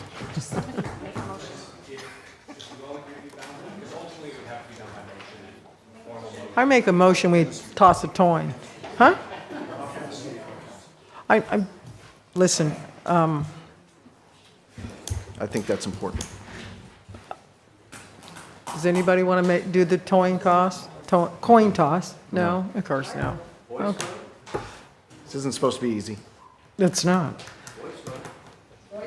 It's gonna. It's on the paper. Everybody. Yeah. What about a ways vote? Who? And again, we have a Of course, it's 2-2 going to tie. stay that way right now. And, you know, to be totally honest here, here's transparency. I like Greg, but I know the people I sit on council with, and I knew if I didn't vote for Anna, it'd be done real quick, and I don't think that's fair. I mean, I know this is crazy, but I like either one of them. And I know you say the chemistry. I pride myself as somebody that I think I do get along pretty much with everybody, and I try to stay the middle of the road. And I could work with either one of them, and I think they're both an asset. But I know how you feel, and I know how she feels, and I know how he feels, because it's not difficult to read. And I did not want to shove Anna out because she did run, and it is brutal to run, but that doesn't mean he wouldn't have done well if he would have ran. So I'm still up for that coin toss, something, because it's not going to change. You guys have dug your heels in the ground. I could easily switch, but I'm not gonna, because I don't know. Oh my goodness gracious. Can I have a drink? I mean, my goodness. There's some liquid death in the I think I might have to have a liquid death. All right, so where do we keep going from here? Seriously, you guys? I mean, the way that I see it is that, yes, she did run a campaign. It was a good campaign, and she got a lot of votes. And again, it's not a slate of 10 where the top 5 get in. So the amount of votes to me is insignificant. I think it's the fact that the voters did not vote her in when she had that chance. I don't know if I agree with that totally, Steve. It depends who runs against you. And I'm just I trying know. to. You might be. You're a trying to really make likable. an argument here. You're a really likable guy, so that's why maybe she had a tough time. But I'm just saying, it depends. She could have run in other races and beaten the people probably, so she would be up here. But I understand your point, and I understand his point. And go ahead. But we will never know who would have won that race. 100%. We would never know whether Greg would win, or if we put Greg and Anna together, we Let's don't know do where that. that would be. We already did. They're in front of 4 of us. So, I think I don't have a good answer. I truly believe that Greg can do good things. I believe Anna can do good things too. I would want to see either one who does not end up here tonight, actually I'd want to see both of them, 2 years from now, run for council. I would like to see that. I would like to see the newer faces up here on council. I would. So, I don't know. I don't know a good answer, but Does anybody have another solution? Or are we just going to we're just going to, until somebody decides to change their minds. You have to weigh it out. Is who can you sit with? Who's your best allies? The wrong word, but who can we get the most accomplished with? I think either sitting or. on that council. I think either or. Well, so there's your answer. I know. That's why I'm here. I'm either or. Don, turn your mic on if you want to talk. I'm still okay with the coin toss. I am too. There are tied elections all over Why this can't we do nation the coin that toss? that are Seriously. settled that way. And I think there's enough, there is enough comments that have been made that give the attributes of both of those I folks. agree. And I am 100% okay with doing what we've done for years in this nation, is by the flip of a coin. And I would live by the decision, So would I. whichever way the coin flipped. I make a motion we do the coin toss because I like them both and I'm okay with either one. So that's where I am. Public comment? No. No, they just, no. So you guys are dead set against not doing that? You I and am. I'm learning something each round. So what do you mean you're learning something each round? I mean, we vote, we have another discussion. I'm gaining more perspective. It's just gives us more time to think. Sorry, people. Sorry, guys. Let's ask them to spend one more minute at the mic. That gives us But time that's to not gonna- think and talk. No, it just gives us time to think. I just want to do a You don't coin want toss. to, okay. No, It's just a thought to give us time to analyze what we're doing. That's all. It was just a time I know what user. I'm doing. I'm ready. It's, I was going to say, if you need time to think, do you want to recess for, you can recess for amount of time if you want to do that. Otherwise, you would need to continue discussing and debating until we reach a decision. so if you're, and you, well, not you, but you said you're fine with both of them, why do you object to? I have a preference. Oh, okay, you just said you didn't, okay. I am fine with both of them, but Okay. I have a preference. Okay. And you do too, correct? Okay, so, where do we go from here? You want to take a recess, or, I don't know what to do at this point. Please. Oh, now you can take public. I'm sorry. So I've been sitting beside a guy that has this experience, that went through this. He's too shy to get up and talk, but that's all right. So what he told me they did was, and he actually changed his vote, all right? He really sat there and thought about this whole process of who would bring the most value. Think about, they're two different people. They have two different experience bases. Both are beneficial to how we make decisions. So try and think through those different, and if you want to have them come up and you ask them some questions, maybe you can find some differentiation on, hey, this is going to work better. If your primary goals are environment, if your primary goals are how do we manage these financial processes, how do we get grants, how do we do this, then ask them, some of those background questions and see if you find one that kind of fills a niche in your mind better, okay? And that's what, thank you, Ken, for sharing that with me. Thank you. So, I don't want to open public comment. I'm sorry, Deb, that I did that. No, well, I'm going to close it right now. Can I make a motion that Greg Dully be appointed new council member? Yeah, motion can be made at any time, yeah. So made. I'll second the motion. Oh, I'm sorry. Marnie, call the roll. Councilmember Steve Friedman? Yes. Councilmember Deb Gillis? Yes. Vice Mayor Don Horton?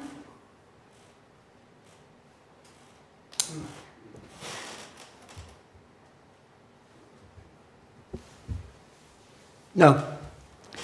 And Mayor Sharon Mahoney? No. Okay, motion fails. Okay, Can we have public comment now? We have public comment already. okay, so no. Should I mean, you guys could get up and say everything you want all night long. I'm torn. So it's nothing you're going to say is going to change me at this point. Like I said, I would still want that. You know that. Because, Van, I've listened to you now for going on 3 years, and I know what you're going to say, so, and I'm sorry. I want to go for that. I make a motion, we do the coin toss. Come on, people. And you two say no. I'll second that. Yeah, well, Marty, you want to call the roll? Mayor Sharon Mahoney? Yes. Vice Mayor Don Horton? Yes. Councilmember Steve Friedman? No. And Councilmember Deb Gillis? No. You guys are Okay, tortured. motion fails. Okay. Does anybody want to hear them speak again? I mean, I hear you. I hear you. Does anybody want to hear them speak again? I'm asking the council. I'm good. I already know how I feel about both of them. And what about you? No? You want to hear them speak again, Don? Oh, I'm sorry, I left that on. Yeah, we can hear them speak again, that's fine. I mean, Maybe they'll say something that would trigger something. I don't guarantee that, but maybe it'll, you know. Sharon, I'm asking you to vote for Greg. I'm flat out asking you to do it. What kind I'm just politely asking, just in public, for And you to change your mind. You did say that you. Maybe did Don I? will That change is his mind. not fair. You Okay. did. Oh, I You're know. asking me. You asked me. I'm not asking you to do anything. I asked for a coin toss. I didn't ask you to change your mind.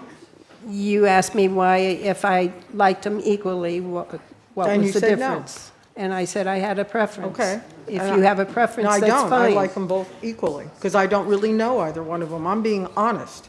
And what I've seen of both of them, I like, you know, so Well, we don't have a sixth seat, so. I'm not ready to give them mine.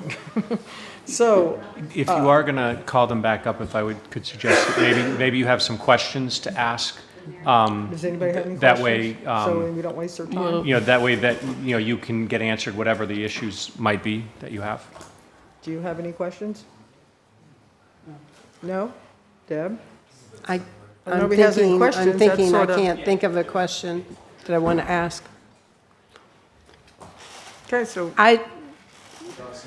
yeah, you're going to need it. So where do we go from here? Just keep doing this? Keep discussing, or we can come back another day. Oh, no. We're not, no. I'm just giving you what We'll your options are. stay here till midnight. No, if I hear public. It's up to you. What? Just let them, just All right. let them. Okay. Being beaten up here. All right, Marnie, I guess no one's put any papers in, so can we, if anybody wants to come up and talk, one at a time, please? Don't, And how much time are we giving? 2 for- minutes. Okay.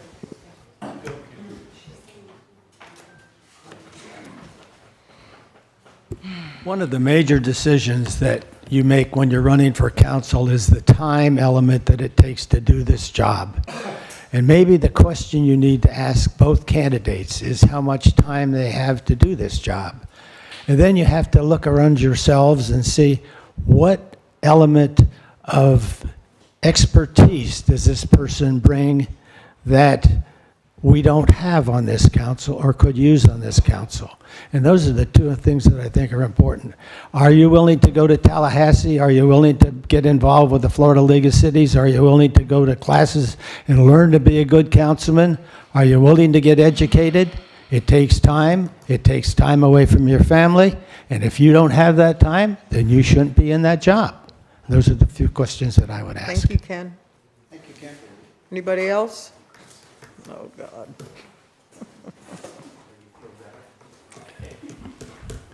This is a circus.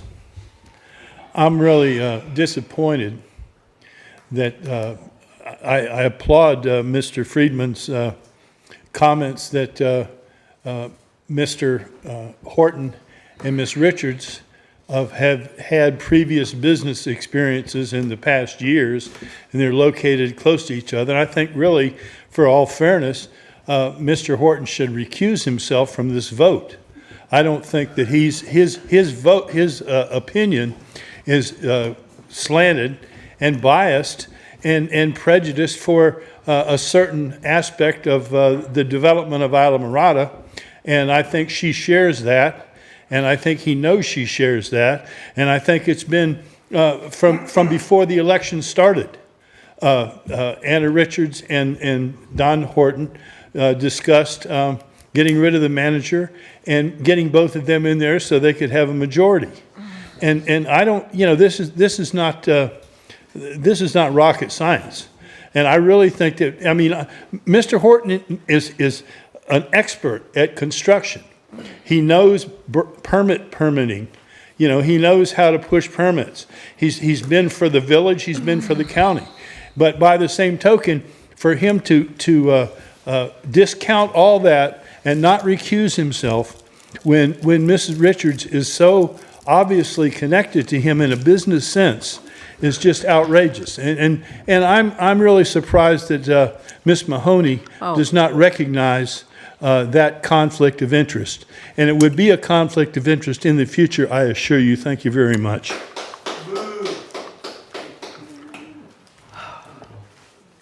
I do want to speak again. Jamie Engel. I'm sitting here and I'm listening, and I totally understand. I've dealt with Greg in real estate. I know him. I know Anna. I've dealt with her because I'm a realtor. So I think that should have nothing to do with what you guys are talking about. I think what you should really truly be thinking about is, what do the people want? And for these candidates, and I appreciate standing up and putting their name in, the people don't know them. And you can't know them with a 3-minute conversation. And not one of you, there was 2 questions, maybe 2 questions that came for every single one of these people that stood up here that wanted to sit up there. And nobody asked him a question. But now what I'm hearing is, me, me, me. It doesn't matter how you're going to get along with them. They're supposed to be here. Whoever gets that seat is supposed to be sitting there on behalf of the citizens of this community. And I think the only way fairly to do it, and I said it before and I'm going to say it again, who ran? Who put their time in? Who made the effort? And if Mr. Dully wants to come back and he wants, I wish, I hope, I thank you to come put your name in for the next election. But I don't know him. I don't know what he stands for. And we can sit here all night long and you can all sit here and make comments. But it comes down to, if you didn't have questions to ask these people, all of them, a list of questions in place to ask each one of these candidates before, it's not fair to throw something at these 2 candidates now. And the only fair way to do it is to say exactly what Mr. Horton just said. After we discussed this before, I sent each one of you an email. He was the only one that called me about it. And all I'm going to say is, you need to think what the people want, not what you want. Thank you. May I speak? Yes. I think that maybe You gotta get to the mic. Maybe you should find it in yourselves. Your name for the record. My name is Eric Gephardt. I think that is what is the most important. It's the mission and who you believe would be better at fulfilling that mission. Thank you. Thank you. Anyone else want to say something? Hello, Kim Parmley. I live in Lower Matacumbe, and I believe that there's some issues with Anna regarding conflict of interest and ethics. She has the listing, the sign in front of our property, and she has been pushing to get an additional lot there, The comprehensive plan is something that is going to be considered, and I think that, you do need to consider whether candidates have a conflict of interest. Thank you. Thank you.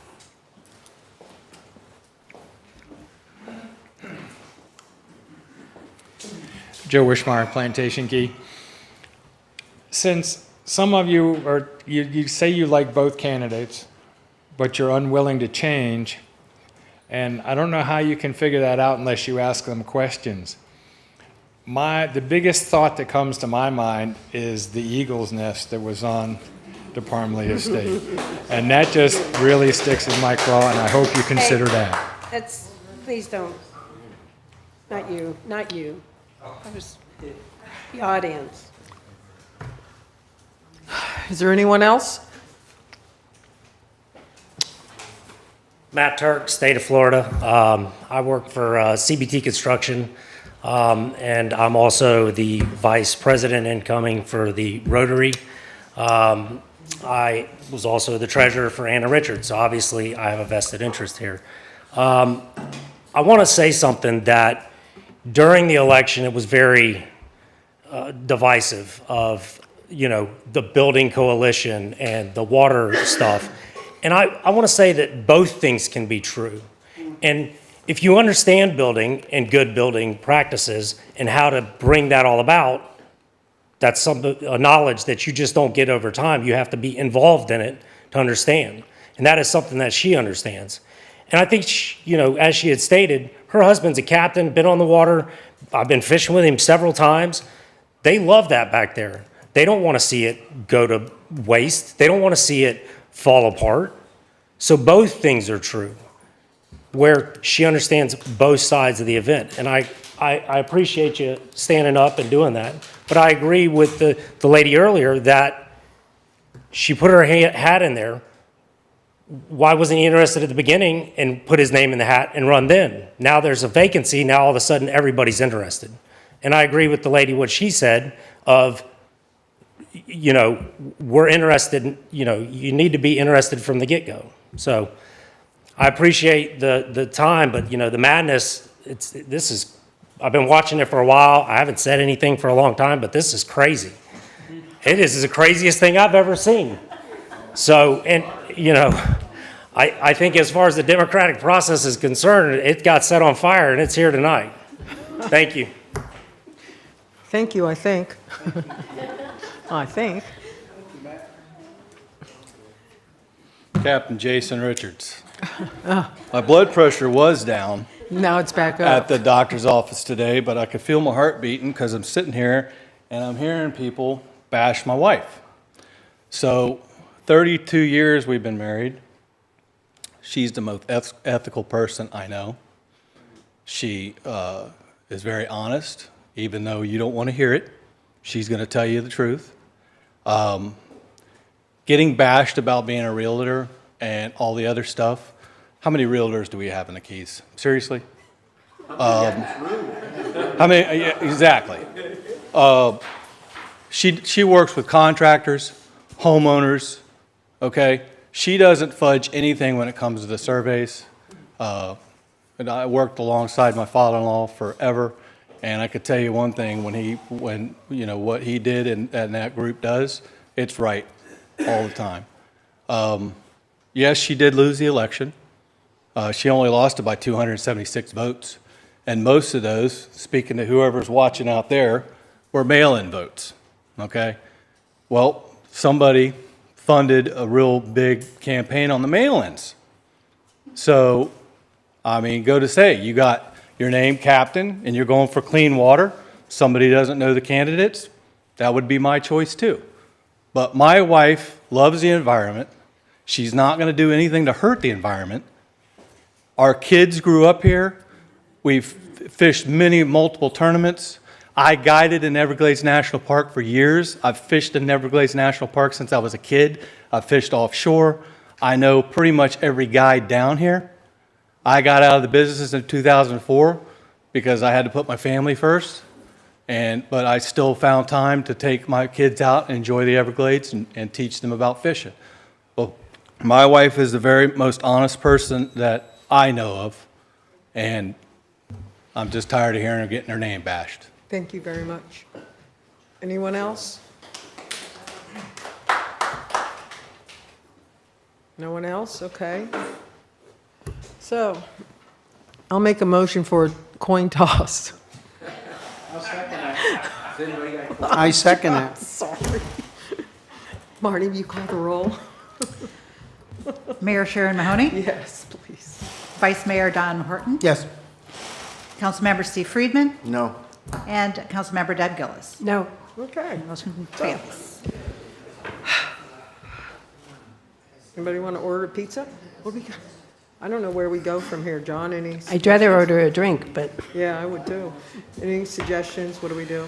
I mean, I think, you've got two candidates, and what I would suggest is trying to lobby one of your other council members to vote to make it 3-1 or 4-0.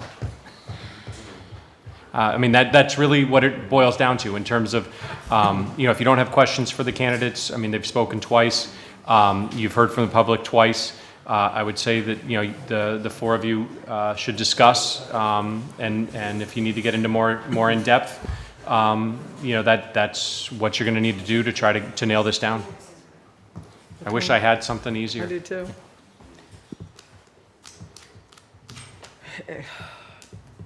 Don, you have anything? Of course not. Deb? Of course not. Okay.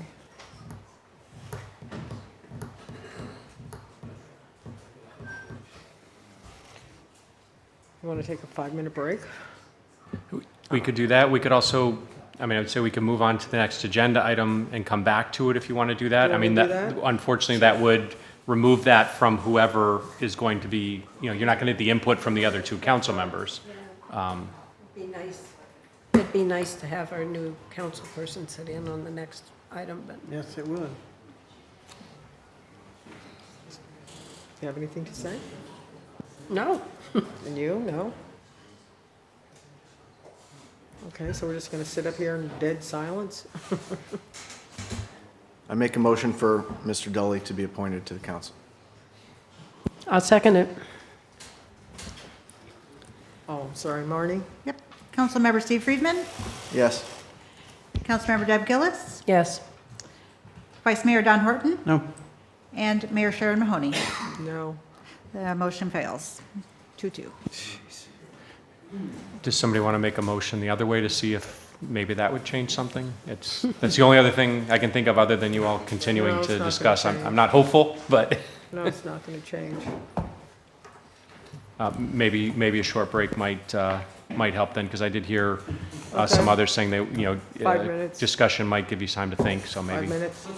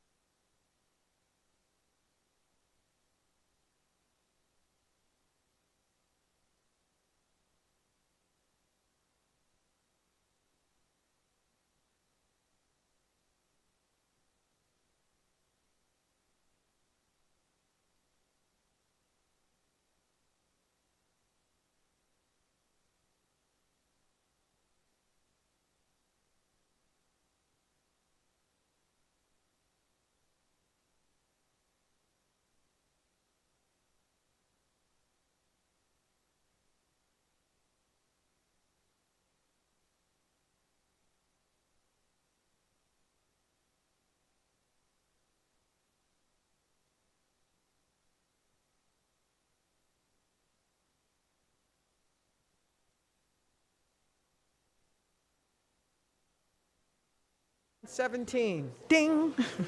Okay, during the break, our fabulous, wonderful lawyer, yes, found something in our charter that I am in agreement with. So, Mr. Quick. Yeah, so this is under the election section, so admittedly, it applies to general elections, but this is the way we deal with ties in general elections in the village. This is, just so the public's aware, I'm under Section 8 of the Charter, subsection 6, where it says determination of election to office. The very last sentence does say, if the vote at the election results in a tie, the outcome shall be determined by lot. And lot is what? By lot. Lot is, drawing of names, coin flip, drawing of straws. That is in our charter.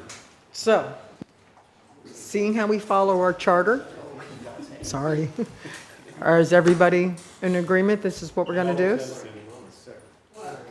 No, I'm not in agreement, but that's the charter, I guess I don't have a choice. And Don? Liquid death? That wasn't on mic. Sorry. No, I'm not in agreement, but You have a choice.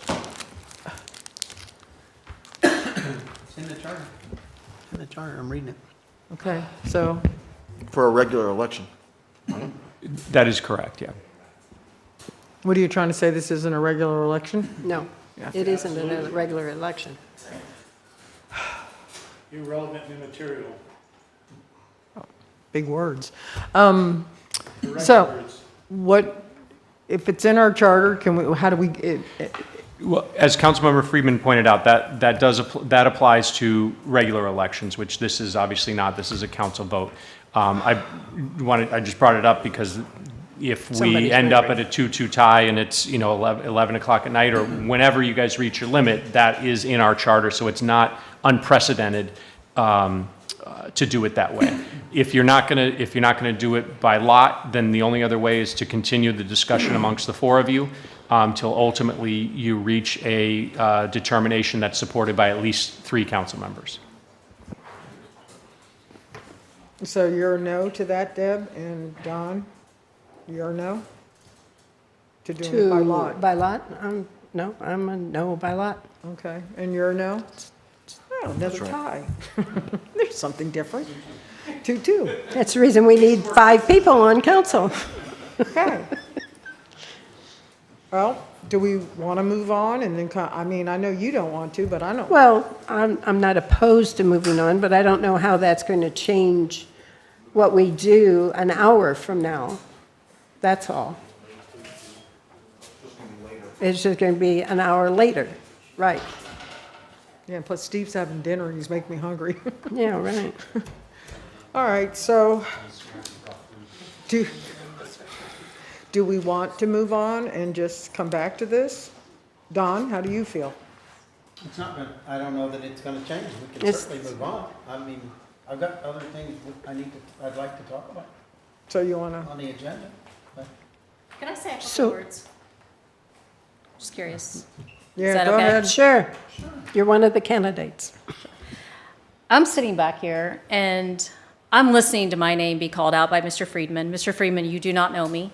You don't know my beliefs. You don't know what I do or don't do. This is a small town. I've bought flowers from Sharon's florist before. That doesn't make me skewed one way or the other to her. Yes, I've worked with Don. Our businesses kind of coincide once in a while. Do I see him all the time? Absolutely not. Deb, my family has stayed at your motel when they've came down here multiple times. Does that make it one way or the other there? This is a small town. At some point, we all interact with each other.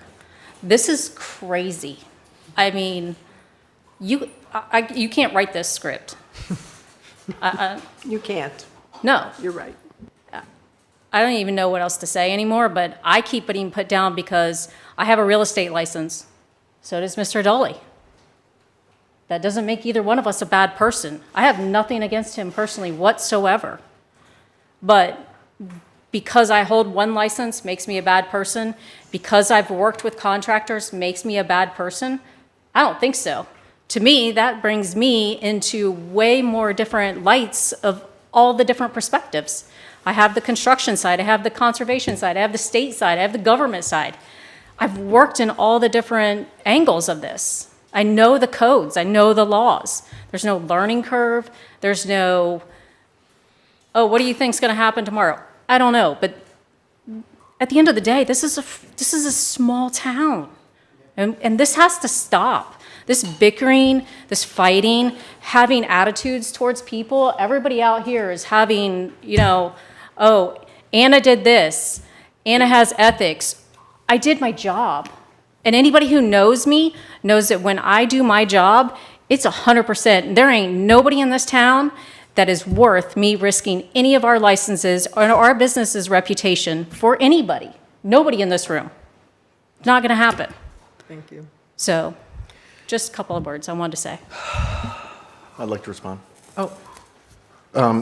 And I thank you for coming up and saying that. I'm really sorry that you're feeling attacked. Every meeting that I've been in, when Buddy was here, he would pat me on the back and say nothing personal. It's not personal. I'm just trying to stick up for my constituents, the people that voted for me. Don, Deb, anything?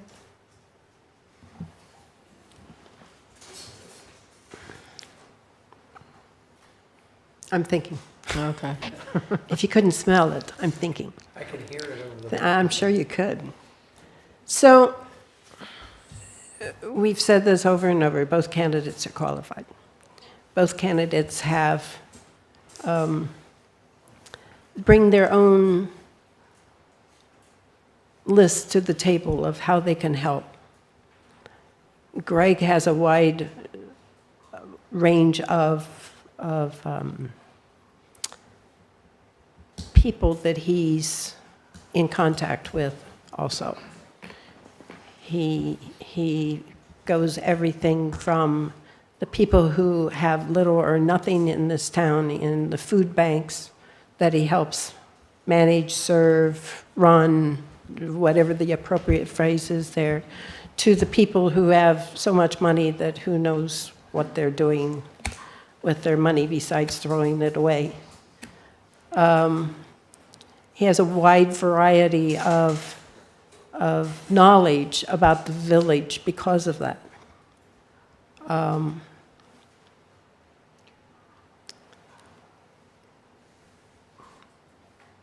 There's been, I really don't want to go down this path, but there's been some nasty rumors out there on both sides of the coin. And people belong to organizations that they don't belong to. People have, it's already fixed that how the election's going to go, or how the vote's going to go, And you're right, it needs to quit. This needs to stop. And I don't know for sure how to stop it, but that's part of the reason I'm back up here, to try to help stop it. And we need to come together as a council and start voting for the people, not for a group, not for an individual, but for the people that we represent. And that's why I'm pretty stuck on where I'm voting. Well, let me ask you something. Can we ask the two candidates if they would want to flip a coin? I mean, why you want to leave it to them? Well, we still have to live by it, don't we? We have to live by it. Well, So if we can't agree with it, it's not going to... see, okay. Okay, listen, I'm trying to find an Like I answer. said, I'm okay with it, but... yeah. Well, can we ask if they want it? Are you guys okay with it if they want to? Okay. Are you? I'm asking Deb as she's looking. I'm really not okay with a coin flip. I've never have liked coin flips. Oh, no, okay, that's 20 or 30 people. Okay? 30 that took enough interest to show up tonight, to That see how this vote was going to go. showed up here tonight. Yes, ma'am. Yes, ma'am. That's true. That's true. What about the 7,000 that's out there that are working tonight? They're not here to voice their opinions.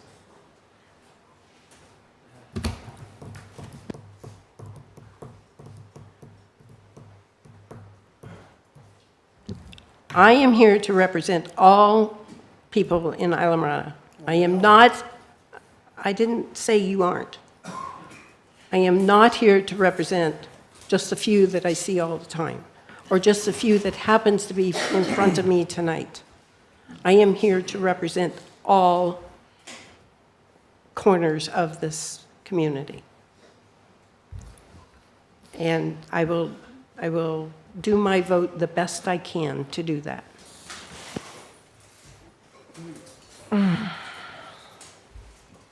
You have anything to say? Of course not. Don? Oh, this is great. So if we can't decide, if they're willing to do it, why don't we let them, I don't know if they are or not, if they're willing to toss a coin, because this is clearly not going anywhere. I know you are. Are you? No. So you don't even want them involved. It's illegal. Oh, it's not illegal. It says it right in our charter. Sorry. All right, so then I suggest we move to something else for now, because this is crazy land. And I need to leave crazy land. So. Let's go ahead and move on then, because I think we'll come back to it in an hour and have the same discussion. So what are you saying? We'll just take something else off the list Okay. for now. Okay. That's what I'm saying. All right, so where does that put us now? I think it's, Mayor Council Communications. yeah, okay. I know both of you guys wanted to say something. Don? I think this is a perfect example that I would like to have a discussion about us having a charter review committee. I've asked for probably 7 years and maybe longer that this community has changed in many ways. The charter needs to be reviewed. I think that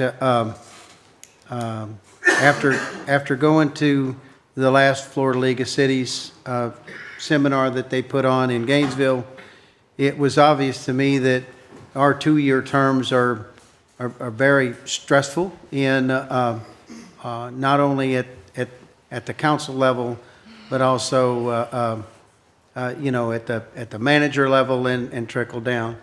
I think that there are many things in our charter that the Charter Review Committee should look at. I've served on 2 Charter Review Committees, and they've both been very productive since the village has incorporated. And I think that we should, hopefully they would look at not only terms, they would also look at how we run, and I believe we shouldn't run for seats. I think that the top 5 vote getters should win the election. It stops people running against each other, and this controversy or these feelings about not wanting to work with somebody else because they ran against each other. I think that it's running for the good of the people and not against one person campaigning one way or another, but selling them, their ideas and their thoughts and their beliefs to the town.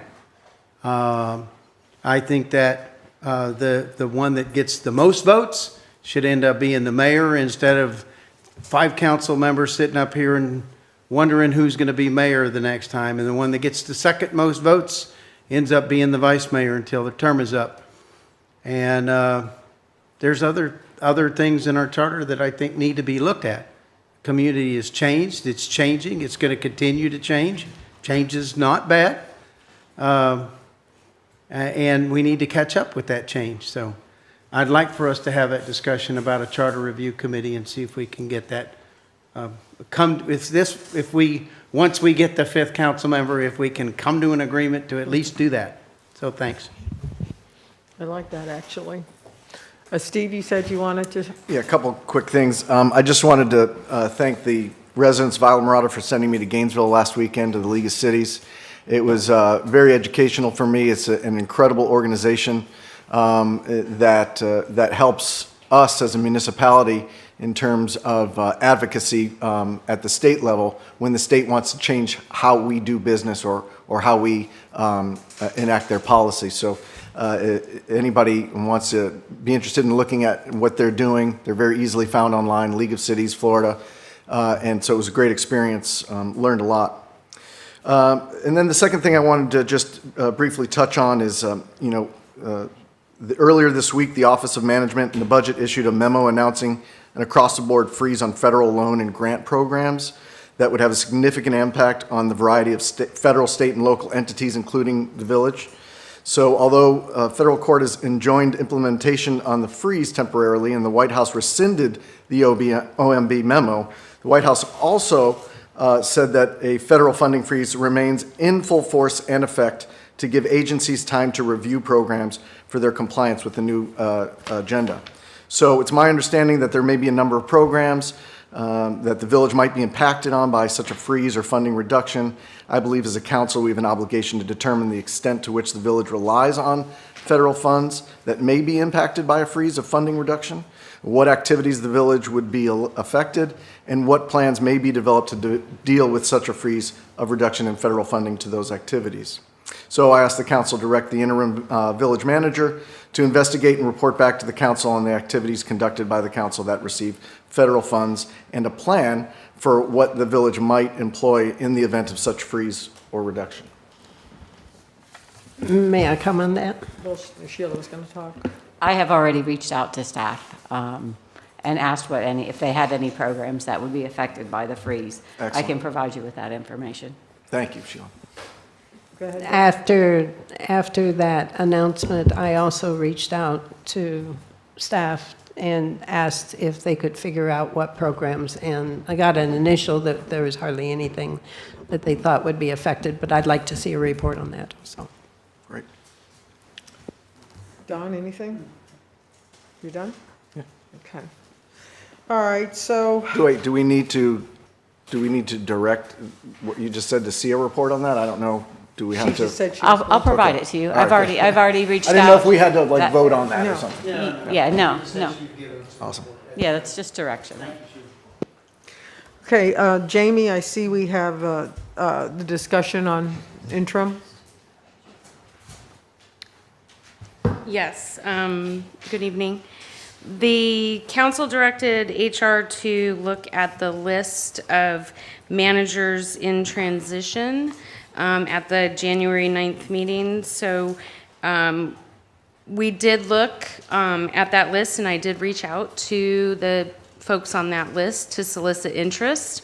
I did receive response from 3 of the 10 people that I solicited interest from, one of which did provide a resume and expressed interest. The other 2 basically said they would not be interested in going forward. Alan Cohen has provided his resume as a person of interest, and that's in your packet.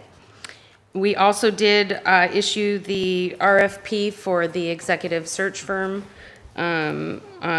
yesterday on January 29th on Demand Star. It'll be posted out there for 30 days.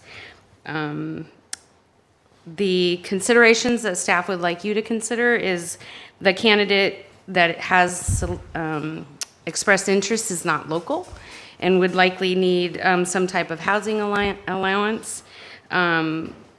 Not exactly sure when the candidate would be able to start, but likely within 2 to 3 weeks. I would imagine we would have to come up with an agreement, an employment agreement, correct, John? And then the time that it would take to get acclimated. In all of that time, we would be in the RFP for the executive search firm, and also the position is open right now on our website. It's posted on government jobs. It's posted on LinkedIn, Indeed, and some other places. So people are expressing interest in the permanent village manager positions. So I would ask you to consider that time frame too. By the time that we brought in an interim, we may be well into the search for our regular or permanent village manager. And staff recommends we leave Sheila in the acting village manager position. She's doing an excellent job. Staff has continuity in what we're doing. We don't have to bring anybody up to speed. And Sheila's very, very versed in village policy. So. Thank you. Council, do you have anything? Deb, go ahead. Mike. Little detail. So I also made some phone calls off of this list, and out of, I think I called 6 people. I found 2 on there that I personally liked. One of them recused themselves because of what they were doing currently. One of them that I talked to already had an interim job, and they implied that they could do an interim job there and here. I thought that was unique, knowing Isla Mirada especially. I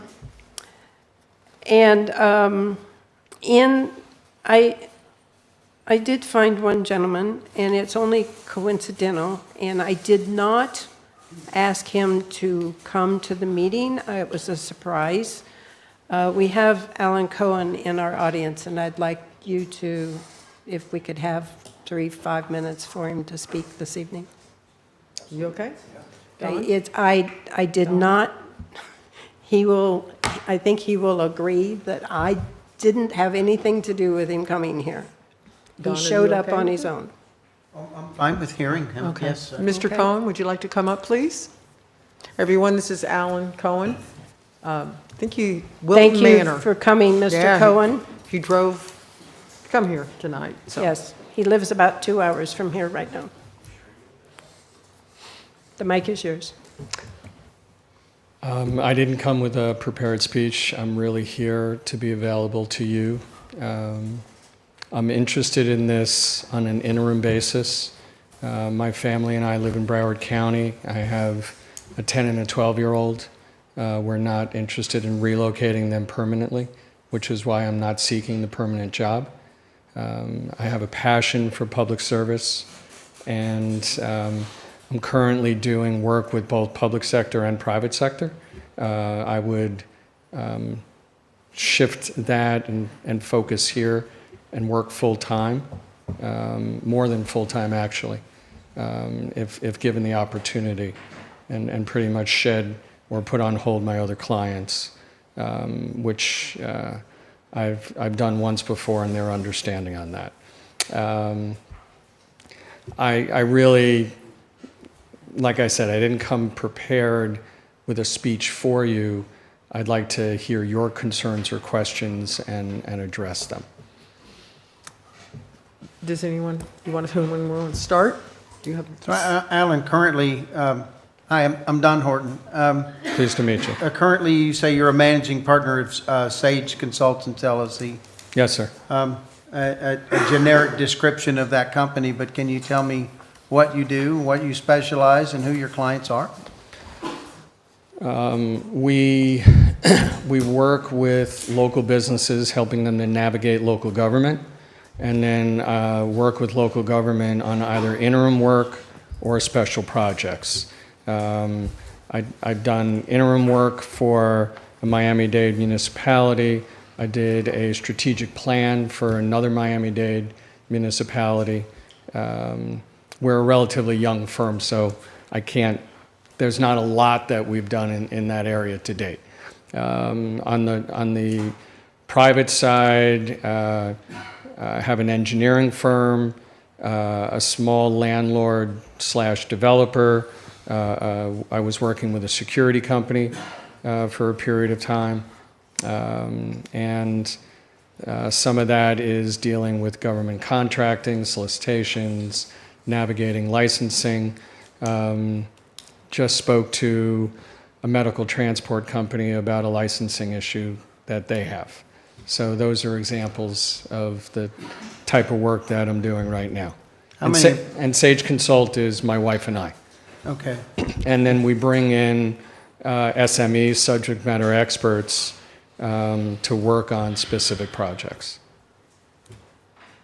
Okay, so the company is your wife and you? Correct. Okay. Anything else? No. John? Deb, do you have anything?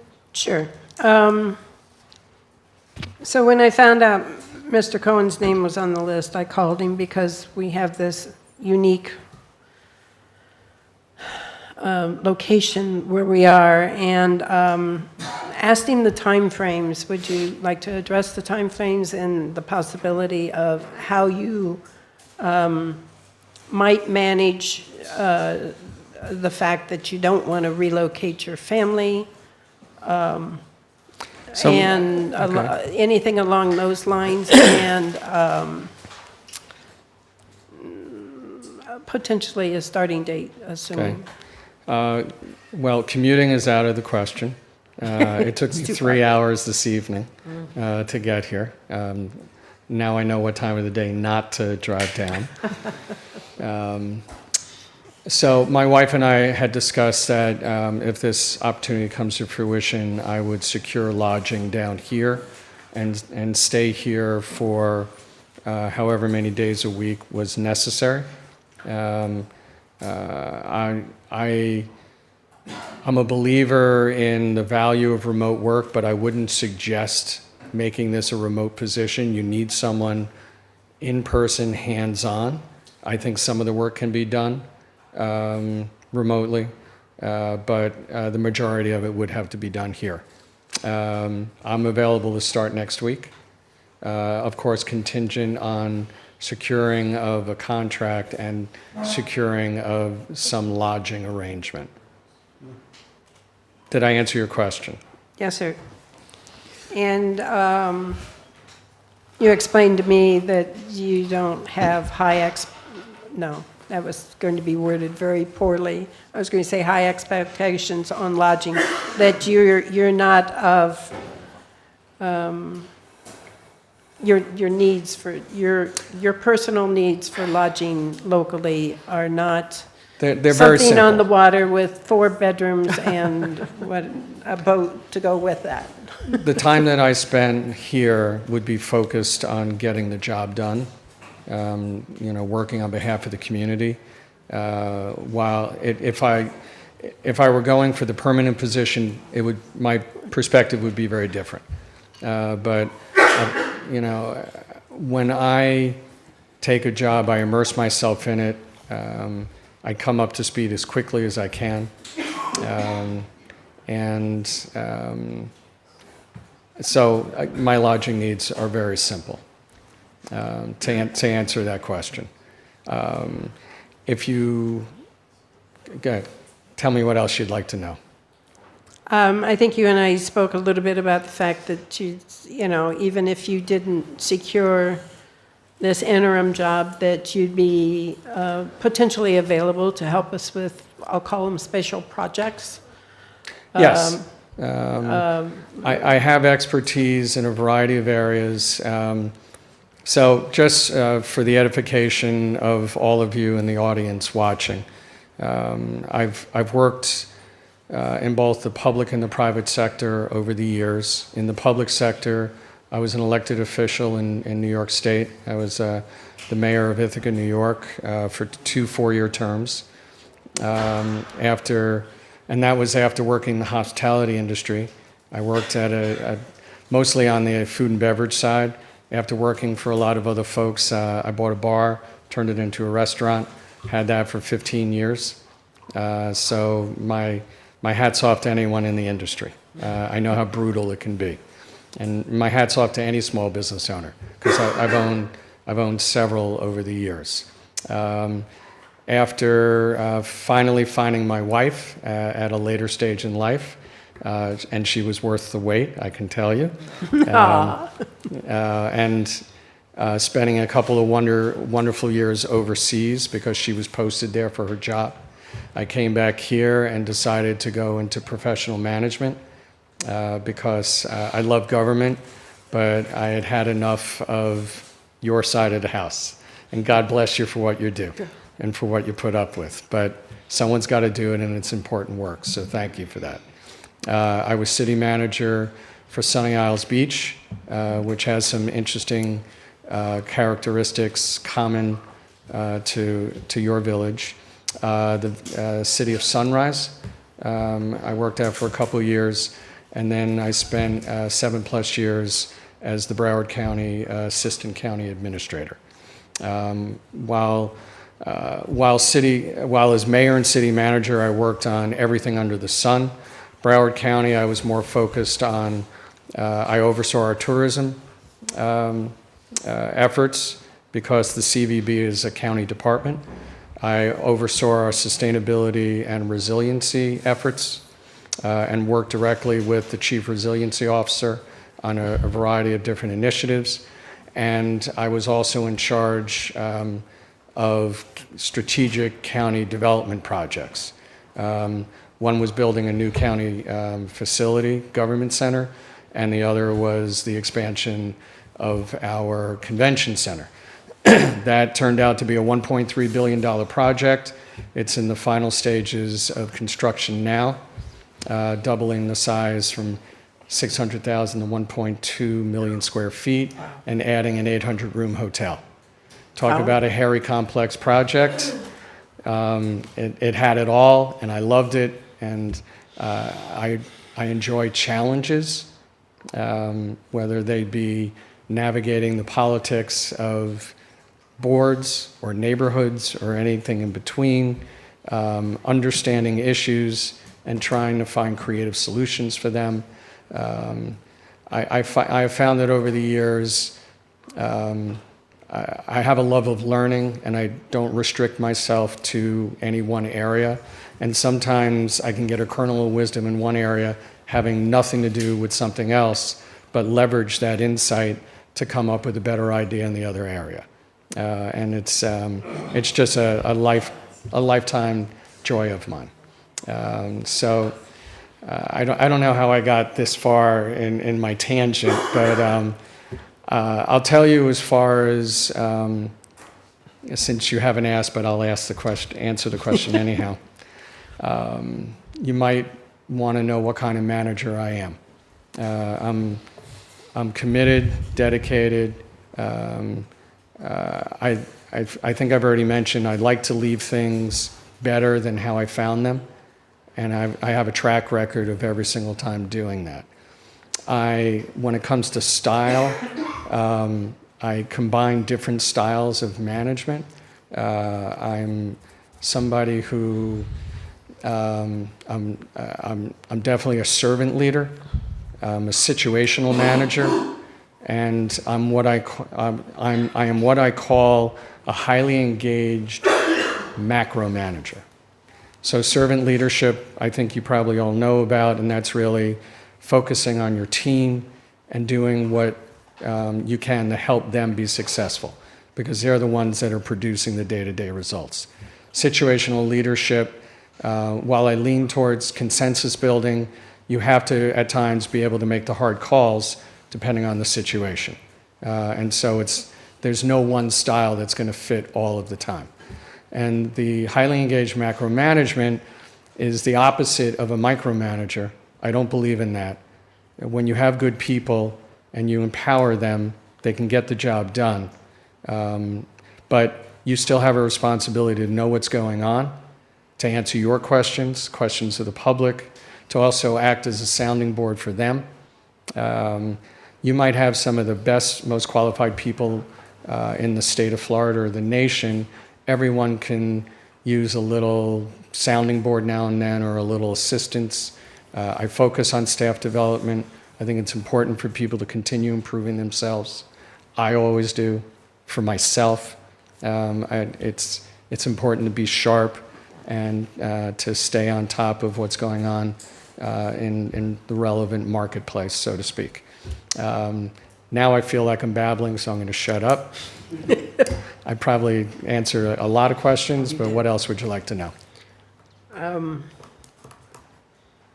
I can't think of anything right now. You've covered most of what I thought was, that I thought needed to be out there. If somebody else has some questions. Steve, do you have any questions? I don't really have any questions. I did reach out to Mr. Cohen as well, and had a couple of great conversations with him, and was very impressed with his demeanor, his background, and his professionalism. Can I say something? Of course. You're the mayor. I think you answered a lot. For someone who didn't have a written speech, you did a great job. So kudos to you. And I spoke to you as well today. and I think you're more than qualified. The question then needs to be for this council, do we want to proceed with this gentleman, or how do you guys want to go? Well, I don't know how long it's going to take us to, to pick a council member, so I don't know how long it's going to take. Maybe he'll have an opinion. How long it's going to take us to pick a city manager either. That's a good one. Oh, that's funny. But, if we can get past round one, I don't really anticipate us taking, I hope that it doesn't take us too long to find a city manager. I think right now there's continuity in the staff. The staff knows the person that's sitting there is the interim. We would just simply be hiring another interim to take place of an interim, or an interim to take place of a temporary, however that ends up playing in the wording. So, I mean, I'll leave it up to y'all. I think that the cost is gonna be more. We're gonna have, travel and housing and per diems and all of that stuff. And I'm hopeful that when we get past round one, we can get to round two and pick us a city manager. Well, I will say, since I am the only lucky winner who was here before this last term, it took us quite a long time to pick who we picked. And it wasn't a month, 2 months, it was more like 6 months. By the time we get them here, the time we interview them, the time we do what we do best, not agree. And I think Sheila is more than capable. I think she's wonderful, but I also think she's so valuable in her job. My concern is with all these things we have coming up, the new, hopefully, village we're going to build with the new comp plan and everything. My concern is taking her away from something that might be more important that she can do. But again, I wish it was a month's decision to find a manager, but I guarantee you it's not going to be. Just because the RFP went out, or RFQ, whatever it is, goes out, it takes a long time. So I guess then we need to decide between us, do we want to move forward, or do we want to leave things the way they are? I'd like to move forward. Well, I would like to move forward. I agree with everything you just said. I think it'd be great. Well, I'm not done yet. I was asking their opinion. So I'd also like to add that I also think Sheila is very capable, but I also know that we just lost another staff member that is going to complicate her life, her assistant. So I do not want to lose Sheila. I do not want to lose some of our other good staff members, because I think we have a fabulous staff overall. And so therefore, I would at least like to try to move forward and see what we can do with this gentleman. If we can put something together quickly, then he can help start filling in the gaps. No offense, Sheila, so don't take this offensively. Mr. Cohen's got enough experience, maybe he can help us with some of this other stuff too. And he knows, and if I speak wrong, say so. He knows that this is a temporary position. He doesn't want a permanent position. So if we hire him for 2 months and we get really lucky and find that perfect manager that we want, he gets to go back to his family and enjoy his young children. So that's all good. And he understands that. And he may even be able to help us through finding that manager that we're really looking for. I agree. So that's part of the reason I'm going to lean on him. If we go forward with this, I'm going to lean on him for those kind of assistances. I agree. Because we need to do something different than what we've been doing. We all know this. Yeah. So we need to figure out what's right, what's wrong, and listen to some other people. That doesn't mean you have to take that direction. Well, we need to listen to what's going on. I really don't have much more to add. I think everything you say I agree with, and just for my own well-being, it's not an affront on the staff at all and their abilities. I think they're fantastic. I'm hoping that he would actually help alleviate some of their burden and help them do what they do best. So, Mr. Quick, a question for you. So we need to make a motion and then vote if we're going to move forward. And since tonight it was brought out how many realtors we have in this town, maybe they can help us find a place for this gentleman. And what would involve negotiations with you and him? I mean, am I assuming this is the path we would take? Yeah, we would put together an agreement with Mr. Cohen for the manager position, bring it back obviously for council for final approval. We would work with all 4 of you, hopefully by the end of the night, all 5 of you, in terms of, what you all are, comfortable with in terms of what he might be asking for. Obviously, I don't know what the requirements are, but yeah, it's not a problem at all. I mean, it shouldn't be an issue. So then, yes, sir. I just want to address one concern that the Vice Mayor raised. I'm willing to publicly commit right now to my compensation package not exceeding the total compensation package of a previous manager. You're welcome. So then, council, do I have a motion? Or do we open public comment first, John? You can make the motion now, and if there's a second, and then you can do public comment, or you can do public comment before. Okay. It doesn't matter, but as long as you do public comment before the vote. Yeah, I'll make that motion. No, he made the motion. Do I have a second? Yes, I second. Okay, Ms. Marnie, call the roll, please. Public No, comment Oh, wait a first. minute, public comment I jumped first. ahead, darn it. Nice Mr. try. Cohen, you can have a seat, thank you. I'm getting delirious up here. Thank you, Mr. All Cohen. right, I open public comment, and I don't know if anybody filled out anything, Marnie, or yes or no? Only Mr. Wishmeyer has Only filled Mr. one out. I smell burnt popcorn. Good evening, Joe Wishmeyer, Plantation Key. I believe that taking the head of our building department and tasking her with the added burden of running the village's day-to-day operations and also continuing to run the building department is unfair to her and not in the best interest of the residents of the village. Our building department must already be short-staffed since last year the village paid a company, which was MT Causey, over $500,000 to fill in. How can it make sense to take away the head of that department? Having read the resume for applicant Alan Cohen, he seems very qualified.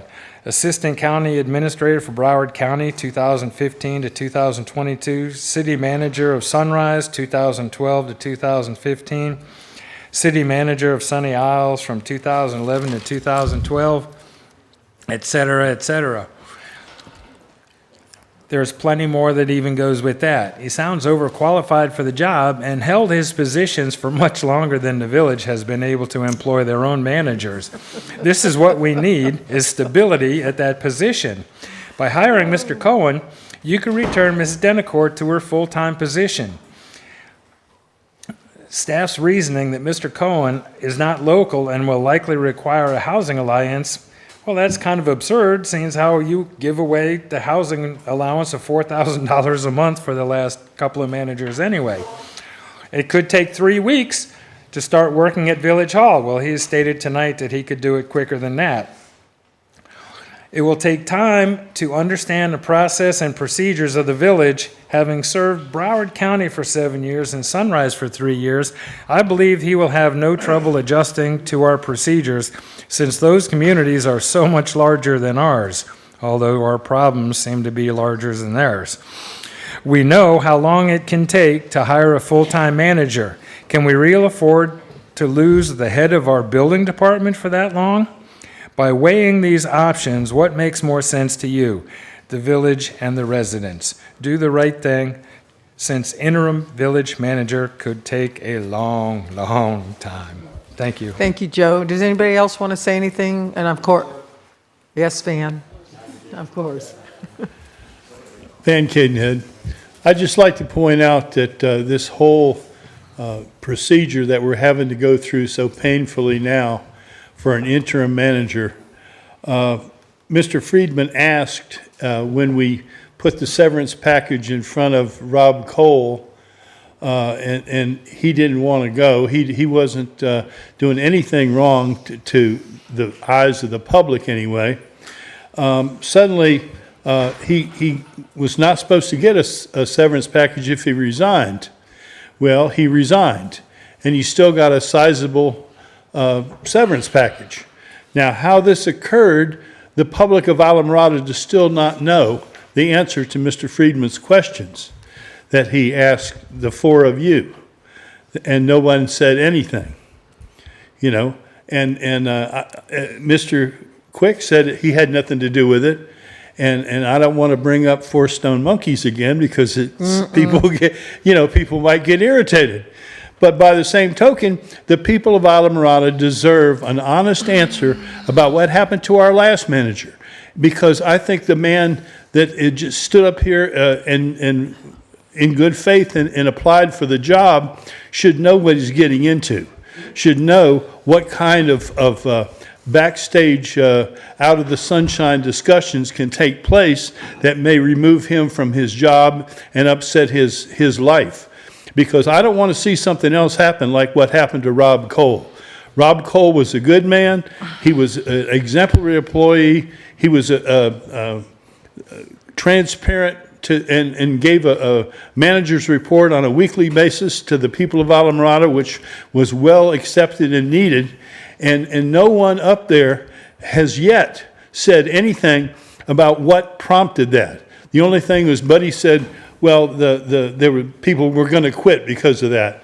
Well, if they were going to quit because of that and they didn't like to be managed, well, maybe they should just quit and go somewhere else, that they can be omnipotent and have an autonomous department and not have to have any oversight and not to have any management, not have to obey anybody's rules. Because the same thing is going to happen with this gentleman here. He's going to come up against the same hierarchy that made Mr. Cole leave. And no one has yet, in all honesty, come up and said, and don't tell me about a disparagement agreement and a non-disparagement agreement. The people have seen this happen, and we want to know what happened. Mr. Captain Friedman asked the question, he asked the right questions, and no one said anything. And this is not proper, and I think that the man that just stood up here deserves that kind of, I'm gone. You are Thank gone. you so much. And this is not what I had public comment for you to go back in the past. This was about us bringing this gentleman here, so. It's relevant. And I would like to remind the council, obviously, it was brought up by the speaker, but there is a non-disparagement clause, so Oh, I'm well obviously aware of my it. recommendation is to not respond. We're not gonna. Okay, so, anyone else want to speak about the interim? Okay, oh, darn it. Almost. Darn it. I just have a couple of quick comments. There's nothing controversial there, but this is very fast. He's the only guy that showed up. That's plus and a minus, right? You know, it's nothing on him. It's just that, hey, you showed up. That's pretty impressive. You know, it's good. It sounds like there's a need in both directions, but there's a lot of loose ends, should I say? So how do we resolve that? I know you're not going to answer me, but I think that the directions you give to our attorney and staff have to be such that we resolve that and you guys come back together fairly quickly to decide if that's agreeable to you before we go forward and agree to hire him. I think we can agree to go forward, and that's encouraging, and hopefully it's encouraging for Mr. Cohen, but I would say that you need to plan for a special meeting because that has to be in the sunlight, right? So let's plan for that in short order. Let's make that all comprehensive tonight. All right? Thanks. Thank you. I believe that it would come back in our February 11th meeting. Yeah, assuming There you everything's go. ready, and I don't see why it wouldn't be. That's what I In thought. fact, when during public comment, I shared my business card with Mr. Cohen so that, Okay. in case, in the event the council wanted to go that way, I wanted to at least be able to get that to Okay, him. so it'll all be transparent and you'll see it February 11th. Deb, do you have anything? That's what I was just going to I say. know. This is just an agreement to try to move forward if we do not come to a contract agreement, Mr. Cohen doesn't like the terms or whatever, and then that would be discussed at, I assume we can get it on the 11th meeting. And we can move ahead with this. And if it doesn't, we can make that decision on the 11th. But I would like to see us try to move forward. Anything? Okay, so, go ahead. I could see us moving forward. I think there's still some more due diligence that needs to happen other than somebody just show up, give us a nice resume and walk out of here with a job. So I would like for us to have more time for due diligence on Mr. Cohen. And we should. Like I said, I did spend some time on the list that we were given, and I only found one other person on the list, and they were not really available for doing the kind of work that we really need. So I would encourage everybody to do due diligence, and that we can have this discussion farther down the line. So then we had a motion and a second. So now, Marnie, would you call the roll, please? Can you repeat the motion, please? It was his motion. What was you? Can you repeat your motion, please, Yeah, Steve? John, what's the motion? It's a motion to direct council to negotiate with Mr. Cohen for the position as interim village manager, and then to bring the item back to the extent, assuming that there was an agreement, bring the item back at the February 11th council meeting for You said discussion. you said council. Council You as in mean lawyer, As yeah. in lawyer. Council Thank as you. in For the short SEL, not meeting. CIL. And I guess the one thing that we neglected to ask, if Mr. Cohen is willing to at least work towards that thought, towards that idea. Yes, Are you good with it? I am, and again, responding to the Vice Mayor's concern, if you'd like to provide me with the type of information you'd like or the type of references that you would like. For example, I did interim work at North Miami Beach.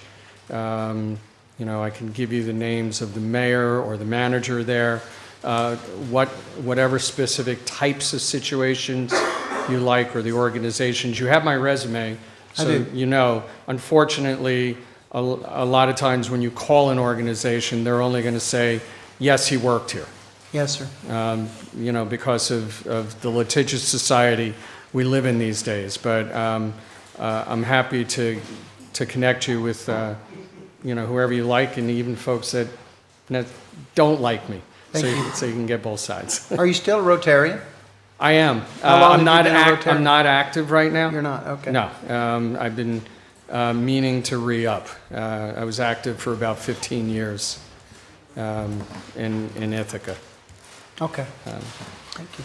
Thank you. Okay, everybody done? Yeah, so moved, as John stated. So the motion has been done, the second has been And done. I was second. And so Marnie, please call the roll. Councilmember Steve Friedman, Yes. Councilmember Deb Gillis. Yes. Vice Mayor Don Horton. Yes.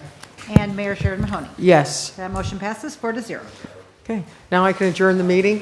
Thank you, I Mr. thought Cohen, you for were going to coming. take the unanimous vote and see if you could run with it on the other item. I know. Sounds like a good idea to me. I'm trying here. Okay.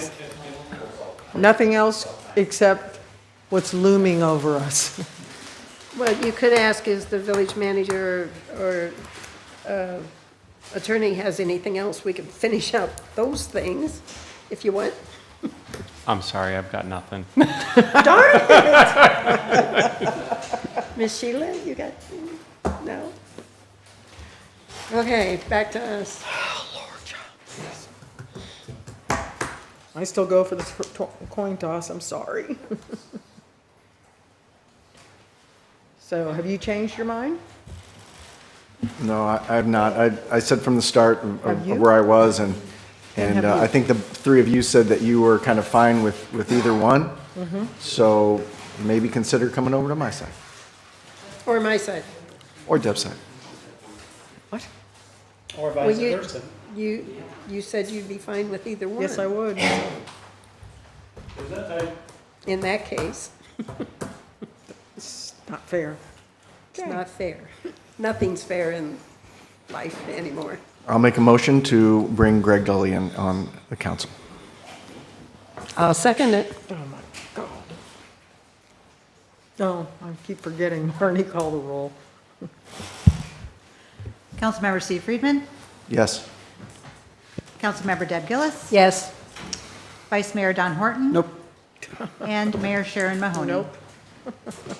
Motion fails. I'm trying to be fair. Quit I don't know giving me what the, you think is fair, but, oh, quit giving me the evil eye. well, Okay, so what do we do now? we sit here and ask for some of that popcorn. Yeah, it smells burnt though. I guess we don't deserve it. You're right. Well, we could just stand for the rest of the meeting and, and no seats, and then Yeah, the first there you person go. that sits down. Musical chairs.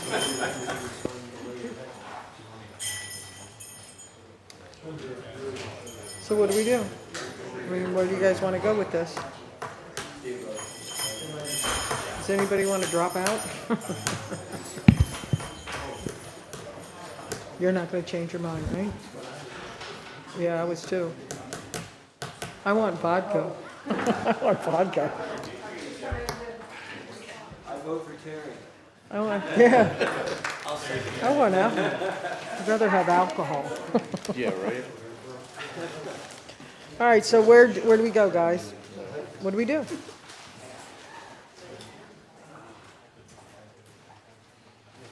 What do we do? Sites. Oh. Well, guess I could sit and watch us eat popcorn. So what does the charter say? Oh, okay. Reading the whole thing? Well, it kind of would apply to me also, but. What? It kind of would apply towards me also, but I guess you have your reasons, and don't take it offensive. I'm not asking you to do. Deb, you've never offended me.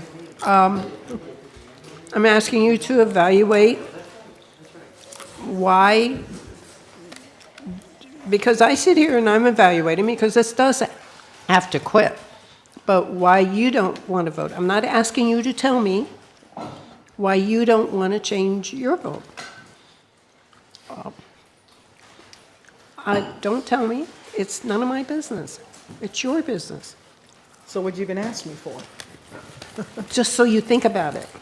It's a thought question. It's not an answer question. Well, I'm sort of on the page of that Anna did run, and Anna did put the time in. And again, I know that's not a reason, and the number of votes you got isn't a reason. But, I mean, I don't really know either one of them that well. And what I know of both of them, I like. And I think they both would be wonderful up here. But I know there only can be one, unfortunately. So I'm at a quandary. You, I know. You, I'm wondering why you are so adamant the other way. And it makes me wonder. And I hope it has nothing to do with the fact that she ran against you, or you ran against her, or vice versa. No. Okay. All right. Don, do you have anything to say, or you're going to keep reading your book? I'm trying to find a chart. I'm trying to find a way out of it. Oh, okay. Wondering. Yeah. I don't want to sit here all night, guys.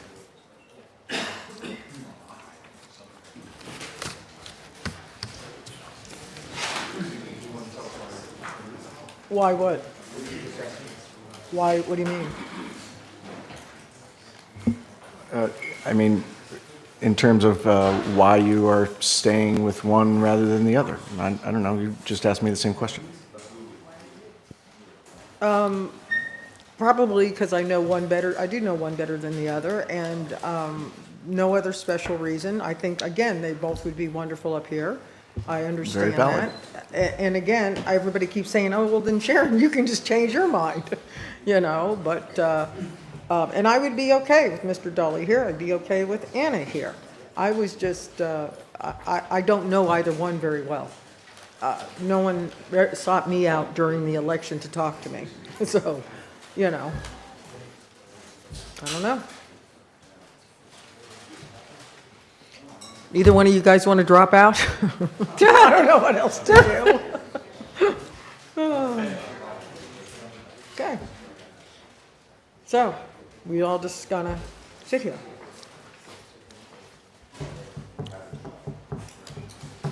Don, you gotta say something. We're at an impasse. The only way to settle this impasse would be either a draw or a flip. I Because agree. we're at an impasse. And you guys say no to that still, right? I just think we need to come together and not use the luck of the draw as who we set on council. Well, yeah, come on over here, Don. Yeah, okay. I could say the same thing, Don.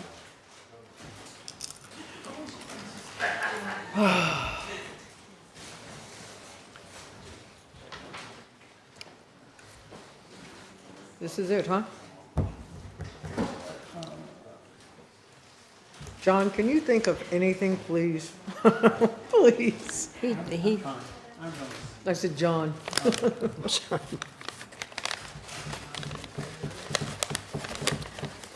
Thank you, Terry. I don't know what we do. I don't know where he went. Clearly, this is ridiculous.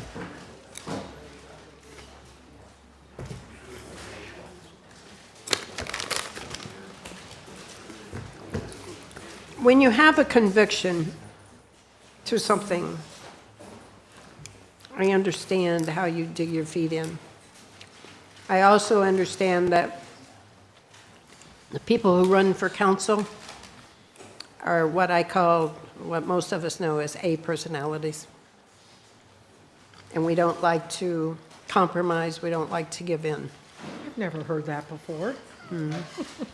This council is well known for it. And we've seen a lot of it over the course of the years. And I guess I'm talking to myself too, but we're going to have to compromise on this. We are. And if we can't come up with a good reason why one of them should or should not, and I don't necessarily want it, I want it to be that person's coming up with it, then that person changes their vote. Because this, you're right, this is crazy. We could have all gone home an hour ago, at least. John, is there any sort of example of just a reslate, revote for all the people that signed up? Yeah, you could certainly do that. You guys could start back at square one and see if you end up in the same place. You could absolutely do that, yeah. So we could do the same thing, top three, and instead of 2 votes on the second round, do 1. Yeah. We may come to an impasse again, but at least we'd be moving the bus forward.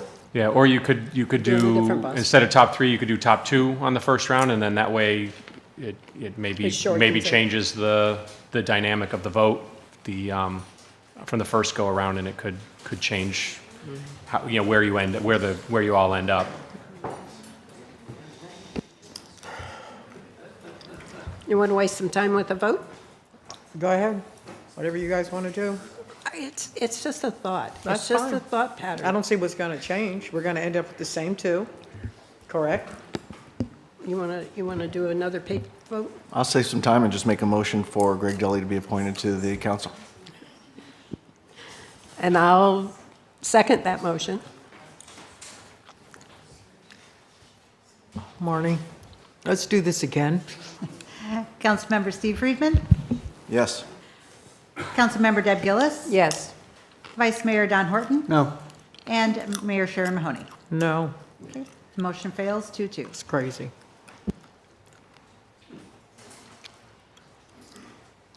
So, We could also, John, eliminate those 2 and start over with a new slate other than those two. I'm just saying, we're looking, We we're could. grabbing at straws here. Yeah, it's whatever you guys, however you all want to pick. Wait a second. I make a motion to accept Anna as our, Oh, you want to try it that way? Counsel, yeah. I'll second that.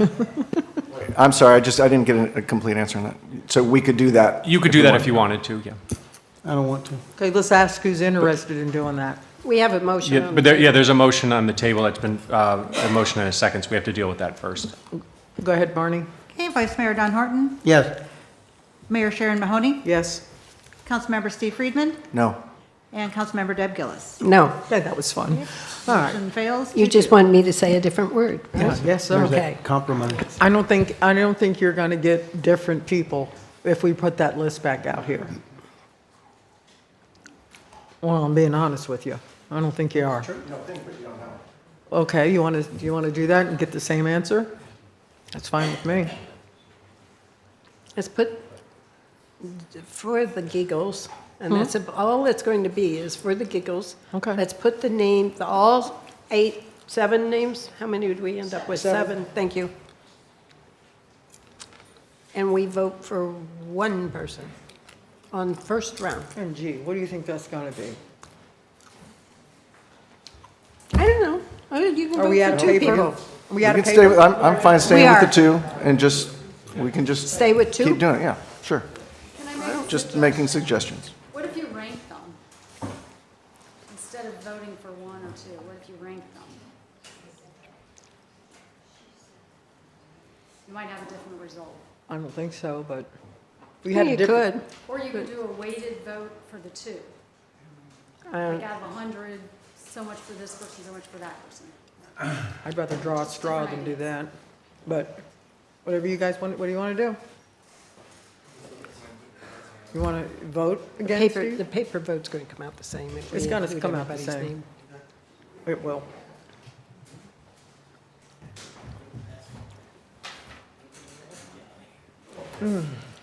Okay. Do we just sit here? Yep. I got all night.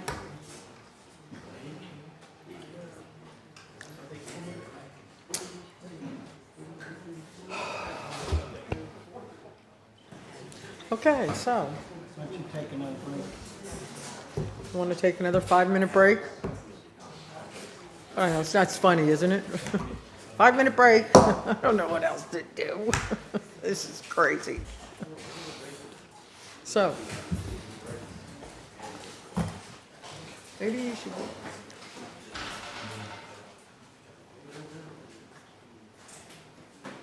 You drank that liquid death.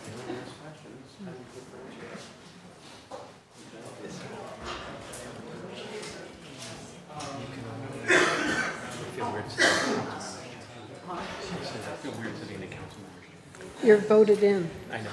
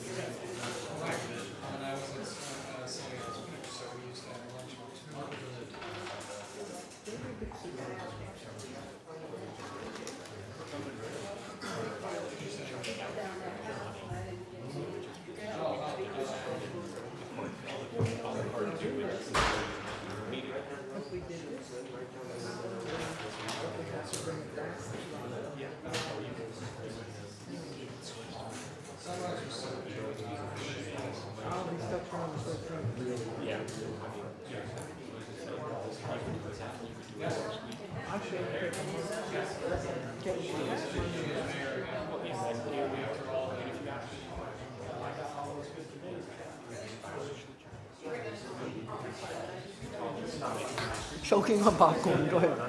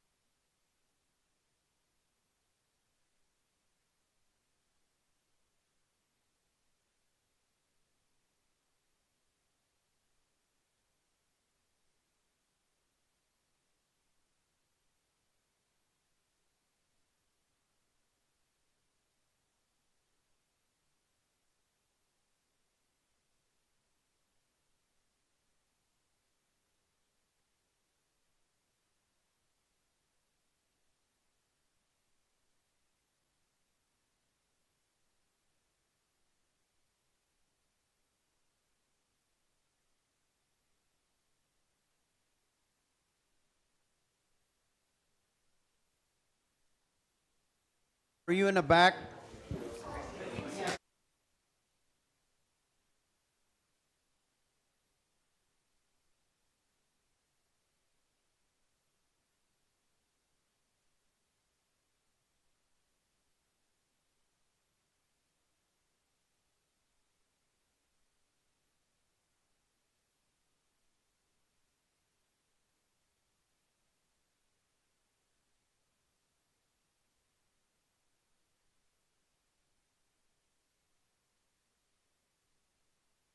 Come on.